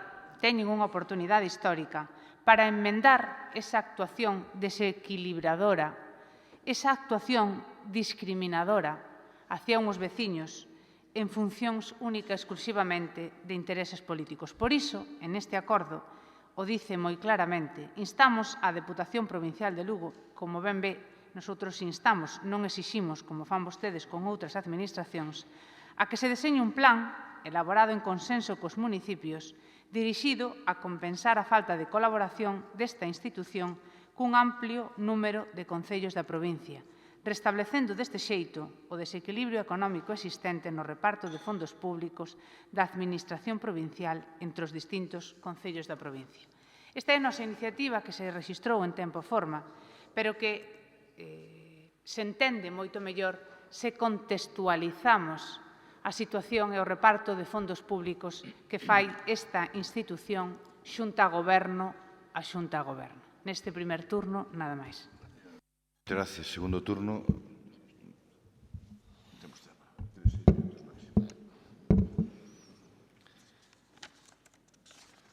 Ben, nesta moción falase de arbitrariedade, falase de discriminación deste goberno cos concellos da provincia. Nós, desde logo, que escoitamos a todos os concellos da provincia, escoitamos a todos os gobernos da provincia, a discriminación aí sí que vai por barrios, pero vai por outros barrios, sobre todo cando estamos falando da Xunta, que ten un montante económico máis grande, é a principal institución deste país. Por exemplo, en Ribadeo, cando esta institución apostou por facer ali unha residencia, era unha parte moi pequena que se lle pedía a Xunta e a día de hoxe aínda o sigue sin concretar, non? E voulle expoñer un exemplo moi gráfico cando houve cambio de goberno, cando marcharon ustedes do sillón, porque levan falando do sillón todo o día, no ano 2007, no 2008, fomos falar ou 2000, sí, debe ser no 2008, con ese flamante director xeral despois no 2009, flamante director xeral de Deportes. Había palabrado na Pobra do Brollón, estaba cerrado xa a construcción do pabellón de Deportes e se dixo así, coa porta nos fociños, que ali non interesaba facelo, dito por o director xeral de Deportes. Se facemos aquí unha retaíla de discriminacións, van salir moitos concellos e moitos cidadáns. Home, discriminación non só sobre os concellos, senón sobre os cidadáns da provincia de Lugo. Non fai falta que falemos os partidos políticos. Xa falou a cidadanía e sigue falando a cidadanía día tras día sobre a discriminación que a Xunta de Galicia fai sobre a provincia de Lugo. Explicouno ben tamén o presidente noutra das intervencións. Por lo tanto, falar de discriminación e falar de arbitrariedade, ustedes que son os reis da discriminación e da arbitrariedade coa provincia de Lugo, con outras non. Co eixo atlántico, non. Co eixo atlántico non hai discriminación. É máis fácil levar servicios ali, explicouse moi ben antes no tema das residencias. É facilísimo, é facilísimo. Pero, señores, son aí 12 alcaldes. Bueno, unha candidata aspiranta a alcalde, señor Pensado, que me dixo un día, eu non son alcalde porque non quero, puxen a outro ali, o alcalde era eu, os votos teño eu, me veo a decir, pero os restos son alcaldes que están sufrindo moito. E ter que calar ante o que está facendo a Xunta da provincia de Lugo é moi triste para todos os alcaldes do Partido Popular que son diputados provinciais.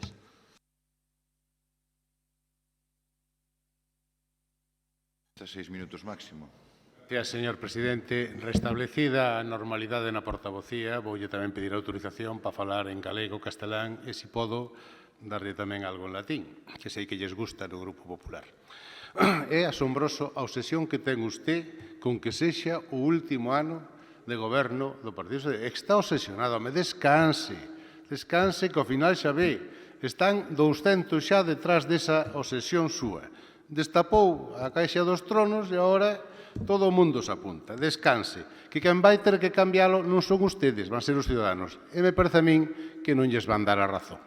En fin, mire, se antes era unha moción por facer e presentar algo e tratar de contentar a algún alcalde do Partido Popular, aquí estamos outra vez máis ante un modelo ou un exemplo de falta de iniciativas, desconocemento da realidade provincial e continuismo na mediocridade das mocións que os veñen ustedes traendo aquí últimamente, porque isto significa unha falta de traballo total e absoluto. Se estes son os problemas que teñen os cidadáns da provincia de Lugo, benvidos a estes problemas. Porque, mire, esta moción é un erro de base esencial que lle quita todo o sentido. Como sempre, os seus datos son incompletos, están cegados, están manipulados, está interpretando o que lle parece, o sea, usted non se axusta para nada a realidade, e, bueno, non lle vou repetir que o que usted pide para os outros o fixera usted, porque eso xa nos damos conta nestes meses que é imposible. Usted predica, pero non dá exemplo. En fin, por saber, non sei ni onde traballa, se o seu traballo é este ou é outro. Xa ese é o principal problema que teñen. Eso sí, nin siquiera tiñan ustedes, que ustedes veñan demandando nin siquiera tiñan un área provincial de cooperación e asistencia aos concellos. Xa para empezar, e veñen exigindo os que si a puxemos, e dándonos leccións non sei de que. En fin, non saben o que é cooperación, obviamente, porque non facían nada absolutamente en cooperación. Cooperación é algo máis que facer convenios, señora Candia, é algo máis co POS. A Diputación traballa e colabora e coopera cos concellos e a menor coste que o facían ustedes cando estaban aquí en algunhas desas cooperacións, aforrándolles cartos aos concellos, que por esta institución. Porque volve a mentir cando dice que pagan máis do que reciben. Dígame un solo concello, un solo do Partido Popular, que haya pagado, cando queira ustedes, estes 7 anos, máis do que recibiu. Dígame. Claro, porque as súas contas, o que levanta a mão estalle mentindo. O único que entende de Franco, pero do resto, absolutamente nada. Mire, este goberno, cando entrou no ano 2007, deixou atrás o modelo anterior. Unha diputación como mera intermediaria e distribuidora de recursos. Agora hai convenios, fanse de diante dos técnicos. Sabe como se facían antes as xudicacións? Nun papel, e debaixo firmaba un señor e decía hágase, dese ou reciba. Ainda lle podo ler, non tiña pensado, pero voulle ler un exemplo de como actuaban ustedes. A verdad, non o traía preparado. Mire, mi querido fulanito, era o presidente. Non sei se esta carta le llegará húmeda, mal escrita e con defectos. Usted perdóneme, le estoy escribiendo bajo un efecto emocional muy grande, porque cuando se trata de lo que sea, no puedo contener las lágrimas ni el pulso. Me atrevo a escribirle después de meditarlo mucho, ya que pensando en lo que usted hace por nosotros es cosa para meditar. Pero cree que la Virgen me va a dar muchos más ánimos. Explica o problema, explica o que recaudaron entre os veciños e, ao final, dice, e entonces, sin decirle nada a nadie, le escribo para que sea usted, una vez más, para que sea usted, non o Partido Popular nin a Diputación, usted, una vez más, el que me ayuda a resolver el problema otorgándonos las 250.000 pesetas que faltan para la obra. Muy bien, una carta hermosa, enternecedora, y al lado va quien sea y pone 250.000 pesetas. Afirma, y así era como firmaban ustedes o convenio. Teña outra detrás, e unha docena así. Ahora os convenios fírmanse diante do secretario, da intervención e do funcionario e con transparencia e claridade. E mire, non lle vou explicar o que era a cooperación porque a verdade tamén me enterneceu esta carta e creo que esta moción non merece máis esfuerzo. Nada máis e moitas gracias. Moitas gracias. Segundo turno para o Partido Popular, 3 minutos máximo. Mire, na defensa da pasada moción, vostede dixo que eu era a peor portavoz que pasara por esta institución. Despois pretendeu botarlle un piropo ao meu compañeiro e dixolle que eu había facer mellor, co cual aínda foi, se cadra, un menosprecio maior, porque se eu son a peor, eu faigo mellor que a ele, entón aínda é peor que a mí. Logo pretendeu decir que todo iso se debía a unha falta de estudios pola época do franquismo. Mire, eu non lle sei se vostede ten estudios ou non os ten. Certo é que moitas das súas actitudes parece que non os usa. O mellor os ten, pero non os usa. Pero tamén é certo que o que a naturaleza non o dá, Salamanca non lle vai prestar. E este é o seu caso. A min déixame cada día máis preocupada, porque incluso violando a intimidade de quen mandou esa carta, que teña que recurrir a unha carta que recibeu o presidente desta institución hasta o ano 2007 para xustificar a defensa desta iniciativa, xa non é cuestión de que teña pouco traballo, é que vostede non se sinte moi orgulloso do traballo que está a facer ao frente desta institución. Non lle vou a explicar como resolve vostede algunhas cousas ou como, en casos de apuro, incluso vai buscar a sinatura de algún perxudicado á casa. En algúns momentos andan á prisa e, indudablemente, ten comportamentos que non son para amenazalo, pero si son para advertilo que temos os datos suficientes como para poñelo colorado, poñelo verde ou, en algún caso mellor, pode leválo a expulsalo desta corporación. Dito todo eso, vámoslle a dar varios datos. Por favor, escoitemos o que ten que dicir a portavoz do Partido Popular. Dende xuño, eu sei que usted ten medo, está preocupado, pero non me fale con esa agresividade, que quen vou ter que vir eu con seguridade privada... A ver, por favor,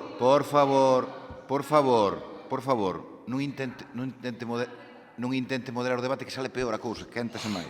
Veña, continúe. Vou ter que vir ás sesións plenarias con seguridade privada, porque un día destes vai se me levantar e... Quédalle un minuto. Dende xuño do ano 2011, aprobáronse convenios excepcionais con 27 concellos. 27 concellos. Concretamente, todos eles, agás 4, gobernados polo seu partido, e o Bloque Nacionalista Galego. A cantidade económica que repartiron, non sei se en cartas con firmas, pero si en despachos, nunha xunta de goberno en donde o resto de concellos non tiveron opcións de participar, supera os 11,5 millóns de euros. Non yo traduzco en pesetas porque a mellor se asusta. Hai 40 concellos desta provincia que non suscribiron un só convenio excepcional ca Diputación. O 60% dos concellos desta provincia non recibiron un só euro vía convenio. Atando. Os datos falan por si solos, e dareille cifras dos concellos que son contribuintes netos. O señor Veiga, que me poño o exemplo do pabillón da Pobra de Brollón, que estaba apalabrado con un señor do bipartito da Xunta, cando el tiña concedido en Xunta de Goberno, documento oficial, un pabellón que despois utilizaría unha expresión popular que fixo da cara outra cousa, que quere que lle conte. Non foi moi acertado o exemplo que vostede puxo, que non respeta os acordos da Xunta de Goberno. Segundo turno. 3 minutos máximo. Sí, brevemente, porque desde logo que a portavoz do Partido Popular non nos vai a convencer, aunque intente, pois, liala todo o posible. Home, pois, claro, estamos 3 meses antes das eleccións, hai que liala o máximo posible. Pero, bueno, é algo repetitivo, non? Esta proposta xa era esperada. Quedaronme máis concellos que sí que son discriminados e engañados. Os da súa zona, Río Torto, Mondoñedo, Pastoriza, Pontenova, e usted incluso contribuiu ao engano. Cando aí había unha solución para Lugo 124, pero claro, aí falouse de 3 ou 4 millóns de euros para a recuperación integral. Despois usted, non sei se con 500.000, intentou engañar aos veciños da Pontenova de Mondoñedo, de Pastoriza e de Río Torto. Iso é trato discriminatorio da Xunta para unhos concellos que tiñan que ter accesos a esa magnífica autovía que vostedes inauguraron curiosamente o día que os alcaldes de Río Torto, Mondoñedo, Pastoriza e Pontenova foron ali protestar e dicirlle aos responsables e autoridades competentes o que estaba pasando. Usted estaba lle facendo a ola á ministra naquele momento e non estaba atendendo aos veciños de Mondoñedo, que son seus veciños, nin aos de Pontenova, nin aos de Río Torto. Desde logo que non, e tamén lle toca algo a trabada xa que está ali no fondo, porque tamén se pode beneficiar de algunha desas estradas. Esa é a realidade, señora Candi, esa é a realidade, a triste realidade. Partido Socialista, 3 minutos máximo. Señor presidente, eu pediría dúas cousas. Mire, pare de amenazar e coaccionar o que teña, saque o que teña, que non se preocupe que teño un largo historial. Levo aquí 40 anos. Pode sacar isto que queira, se cuadra de usted, non. E leva moito menos. O sea que, ollo, a verdade é que eu entendo que este nerviosa, porque, claro, hasta ahora só a conocían en Mondoñedo. Ahora xa empezan a conocela en toda a provincia e os seus compañeros de partidos primeiros. Entonces, eu entendo ese nerviosismo. Mire, obviamente, dígame un solo concello, non mo dixo, que haya pagado máis que haya recibido da Diputación. Non o dixo. Co cual, a primeira argumentación e a base do seu discurso é falso. Falso como usted. Ao final, tampouco é ninguna novedade. O que é tonto, como decía en Forrest Gump, el tonto es el que dice tonterías. Que lle vamos a facer? Falso é o que dice falsedades e minte reiteradamente pleno tras pleno e o único argumento é amenazar e coaccionar non sei con que fotos que, repito, que a saque dunha vez. E os datos que teña saquios. Eleva o xulgado que queira. Que eu voume defender tranquilamente de todo o que usted me poda facer a min. Que absolutamente nada. Nada. Entonces, pare por ese camiño. Mire, ademais de crear unha área específica de cooperación cos concellos, temos un amplio equipo de empregados públicos que presta asesoramento e asistencia aos municipios. Impulsamos plan de emprego en toda a provincia. Hoxe está en marcha o Pacto polo Ben Emprego e o Ben Empregado. Facía iso o Partido Popular e a Diputación non ten competencias. Financiamos os servicios sociais no Concello. Pagamos 11 millóns de euros do canon eléctrico de 6 concellos que ustedes non pagaron en 24 anos. Os concellos poden aforrar na factura eléctrica en todo relacionado que aforro enerxético. Pagado ao 100% por esta Diputación, non como a Xunta, que hai que poñer o 20%. Dispoñen de administración electrónica, plazas wifi, dinamizadores tecnolóxicos. Construímos residencias e centros de día que a ustedes non lles gustan, nin colaboran, nin cooperan. Construímos 7 polígonos industriais. Recuperamos o parque móvil, que tamén lle molesta que haya xente traballando no parque móvil que o tiñan desmantelado. Convertemos a Escola de Imaxe e Sonido, e xa o dixemos no último pleno, nun verdadeiro centro público. Non, aí sí que hai grabacións. Aí sí que se poden ver grabacións do que facían ustedes. Pero, bueno, das 3 veces. Puxemos en marcha un novedoso sistema provincial de recaudación e aforran o 50% dos costes. Antes pagaban con ustedes o 6%, ahora pagan o 3%. Puxemos en marcha os parques de bombeiros, financiamos o 20% dos GES, financiamos o programa de mellora de camiños, destinamos 2,2 millóns de euros a un plan de infraestructuras veciñais, destinamos, a pesar de que non o ven, máis de 6 millóns de euros a conservación das vías provinciales. Se isto non é cooperación e colaboración, veña o Dios yo vexa. Pero esta moción, en vez de estar redactada por ustedes, que non está redactada, está cortada e pegada, parece ser que lla roubaron o representante de Suponemos, que son aficionados a este tipo de discurso, como que fixo usted. Lleno, vou falar en castellano ahora, e depois vou terminar en latín, lleno de frases güeras, que yo creo que lo entiende mejor, sin contenido real, que lubrican verbalmente la irritante ausencia dun discurso sólido e de falta de trabajo, que remata sin rubor alguno por su parte en obviedades. Solo les falta recurrir a la opinión ciudadana, que tamén recurriron varias veces hoxe. O sea, e agora volvo gallego, é unha moción pancher o cupo que lles corresponde sin traballo e contraste algún detrás. Como dicen aquí, falar por non calar. Como se dice en latín, flatus vocis.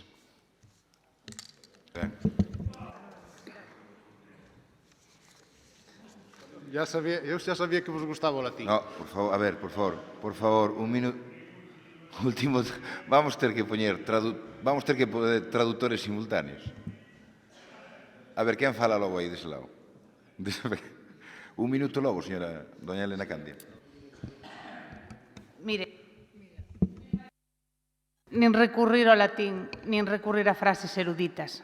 Da sabiduría popular vostede debería de aprender moito, con moita humildade e con moita educación. Está a punto de bater o récord de insultos.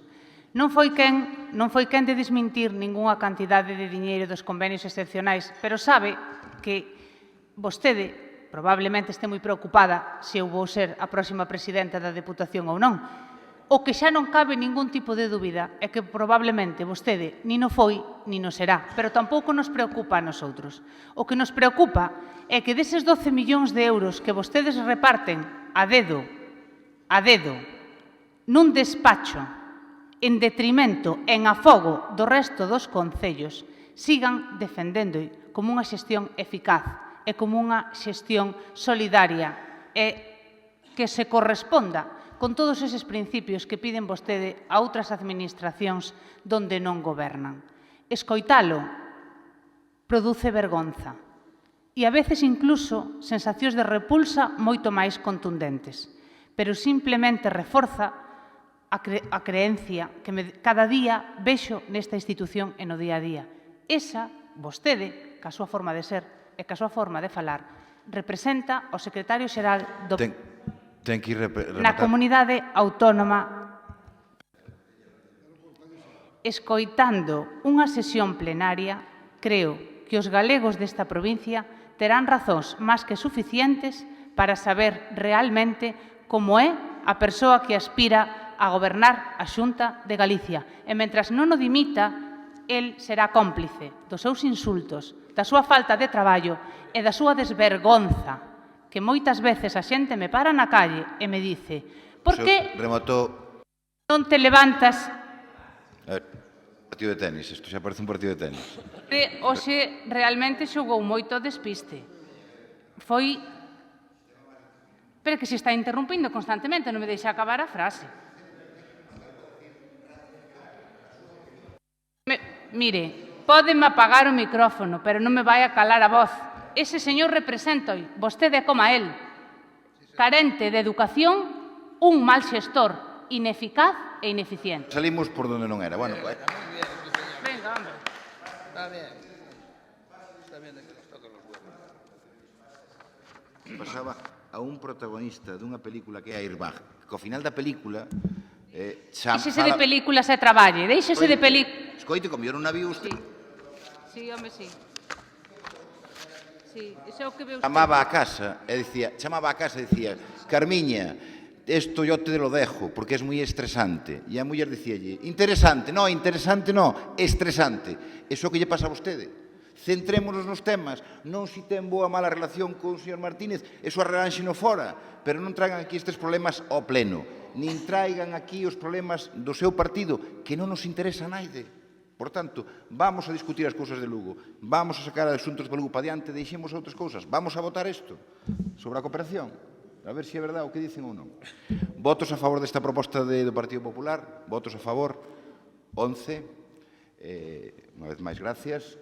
Voto a favor, voto en contra, 12. Moi ben, por tanto, moción rexeitada. Este punto de orden do día, señor secretario. Asunto número 10. Asunto número 10, conta da resolución da Presidencia adoptada durante o mes de decembro de 2014. Asunto número 11, comunicacións da Presidencia. Hai unha moción de urxencia presentada polo Grupo Popular. Sí. Vamos a debater sobre a urxencia, votaremos a urxencia, e despois procederá a entrarse no punto. Importante que argumenten a urxencia. Sí, sí.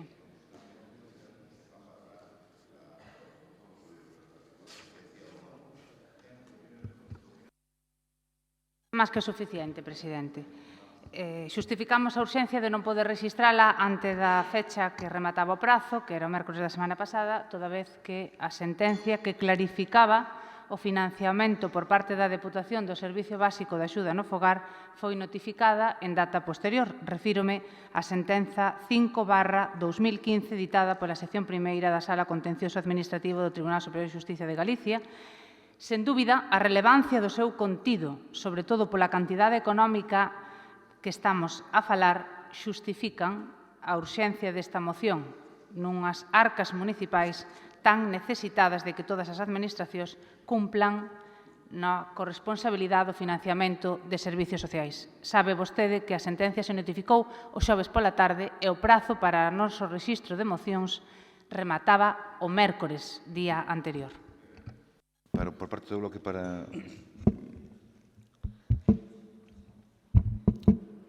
Si ben polo argumento que por parte do Partido Popular se pon para a urxencia, dicirlles tamén que se viron ese fallo do Tribunal Superior de Xustiza de Galicia, pois verán que tamén hai un prazo para presentar as alegacións ou, neste caso, o recurso de casación ao respecto, que dan 10 días, non? Entonces, desde logo que desde a institución, desde a Diputación, pois se van a mirar esas posibilidades. Non sin antes tamén facer unha reflexión sobre o que é esta moción, pois aí se fai unha interpretación, nós entendemos tamén que é torticeira, non? Máxime cando ven por parte dunha licenciada en Dereito, se se lee un pouco detenidamente, eu funa lendo durante o pleno, porque se nos deu agora a entrada do pleno, e funa lendo agora mesmo durante o pleno, e hai varias contradicións tamén nesa proposta, porque si ben... Ten que centrarse na urgencia. si ben se carga contra a Diputación de que é responsable, despois xa reconoce tamén que a Xunta o dice este fallo, ten que poñer tamén cartos para servicios sociais. De feito, recoñeces aí. Pero xa digo, como hai 10 días aínda para alargar, pois eu non lle vexo a urxencia, porque a Diputación algunha acción legal terá que facer tamén. Sí, insistimos moito para falar da urxencia ou non urxencia desta...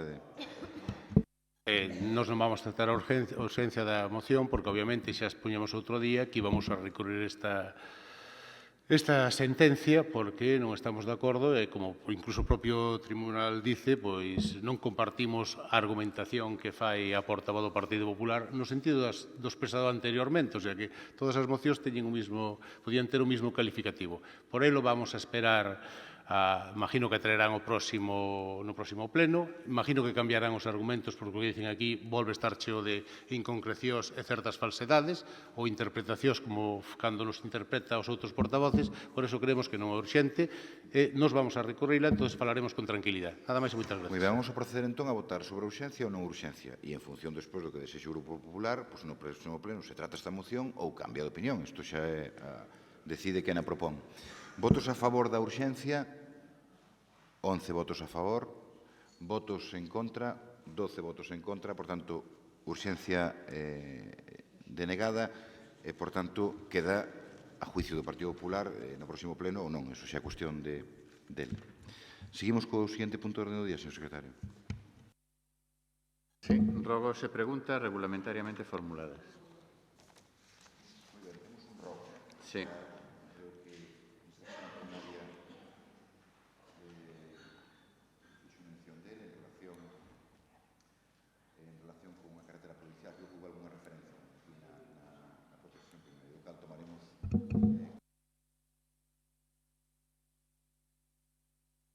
Digo que hai presentado un rogo que tomaremos boa conta del. Creo que xa se fixo mención o propio diputado de Vías e Obras desa cuestión e, por tanto, recibimos ese rogo e o trasladamos. E hai apartado de preguntas por parte do Partido Popular que presentou un escrito de renuncia, a ver se digo ben, un escrito de renuncia das presentadas o 10 de junio de 2014, por tanto, esas quedan, renunciou o Partido Popular a elas, e quedarían outras preguntas, unhas que formulou o 19 de novembro en relación, unha batería de preguntas que formulou o 19 de novembro de 2014 en relación co parque móvil, hai outra tamén do 19 de novembro en relación con unha empresa, sobre a información que existe na Sociedade Urbanística Provincial, Fundación TIC e Instituto Lucense de Desenvolvemento, e hai outra batería de preguntas que quedaron pendientes despois de contestar a 6 preguntas na anterior sesión plenaria. Por tanto, a súa disposición estou para que me diga que 2 preguntas... Continúe na contestación da batería de preguntas da pasada sesión plenaria.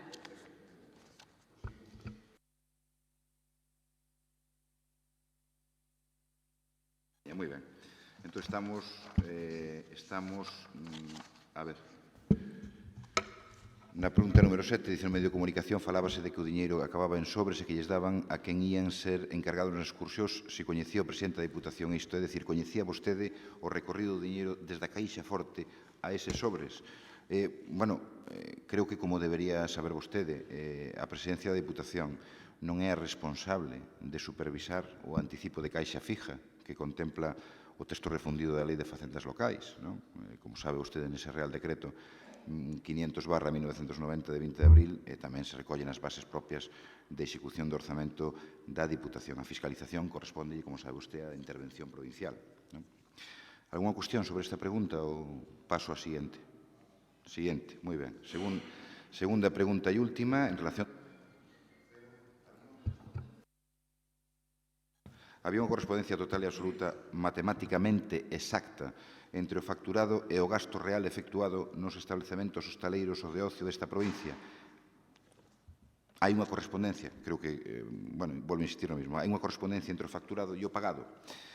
E en relación con esta cuestión, segundo o propio informe do Servicio de Intervención, todas as contas xustificativas presentadas polo habilitado presentan unha correspondencia matemática total entre os documentos xustificativos e os pagos efectuados. En todos os documentos xustificativos aportados consta a asignatura do xefe do Servicio de Protocolo habilitado para ese anticipo de caixa fija, polo que se manifesta a conformidade cos servicios prestados, o que representa a comprobación obrigatoria das unidades de gasto efectuados e o precio. Por tanto, nese sentido, creo que é tamén unha resposta absolutamente contundente. E así quedamos cas dúas preguntas. Seguimos mantendo o resto de preguntas, salvo que haxe alguna pregunta outra dos grupos provinciais, non as hai. Por tanto, pasamos ao seguinte punto do orden do día, que se remata. Deduzco a sesión plenaria. Moitas gracias a todos vostedes.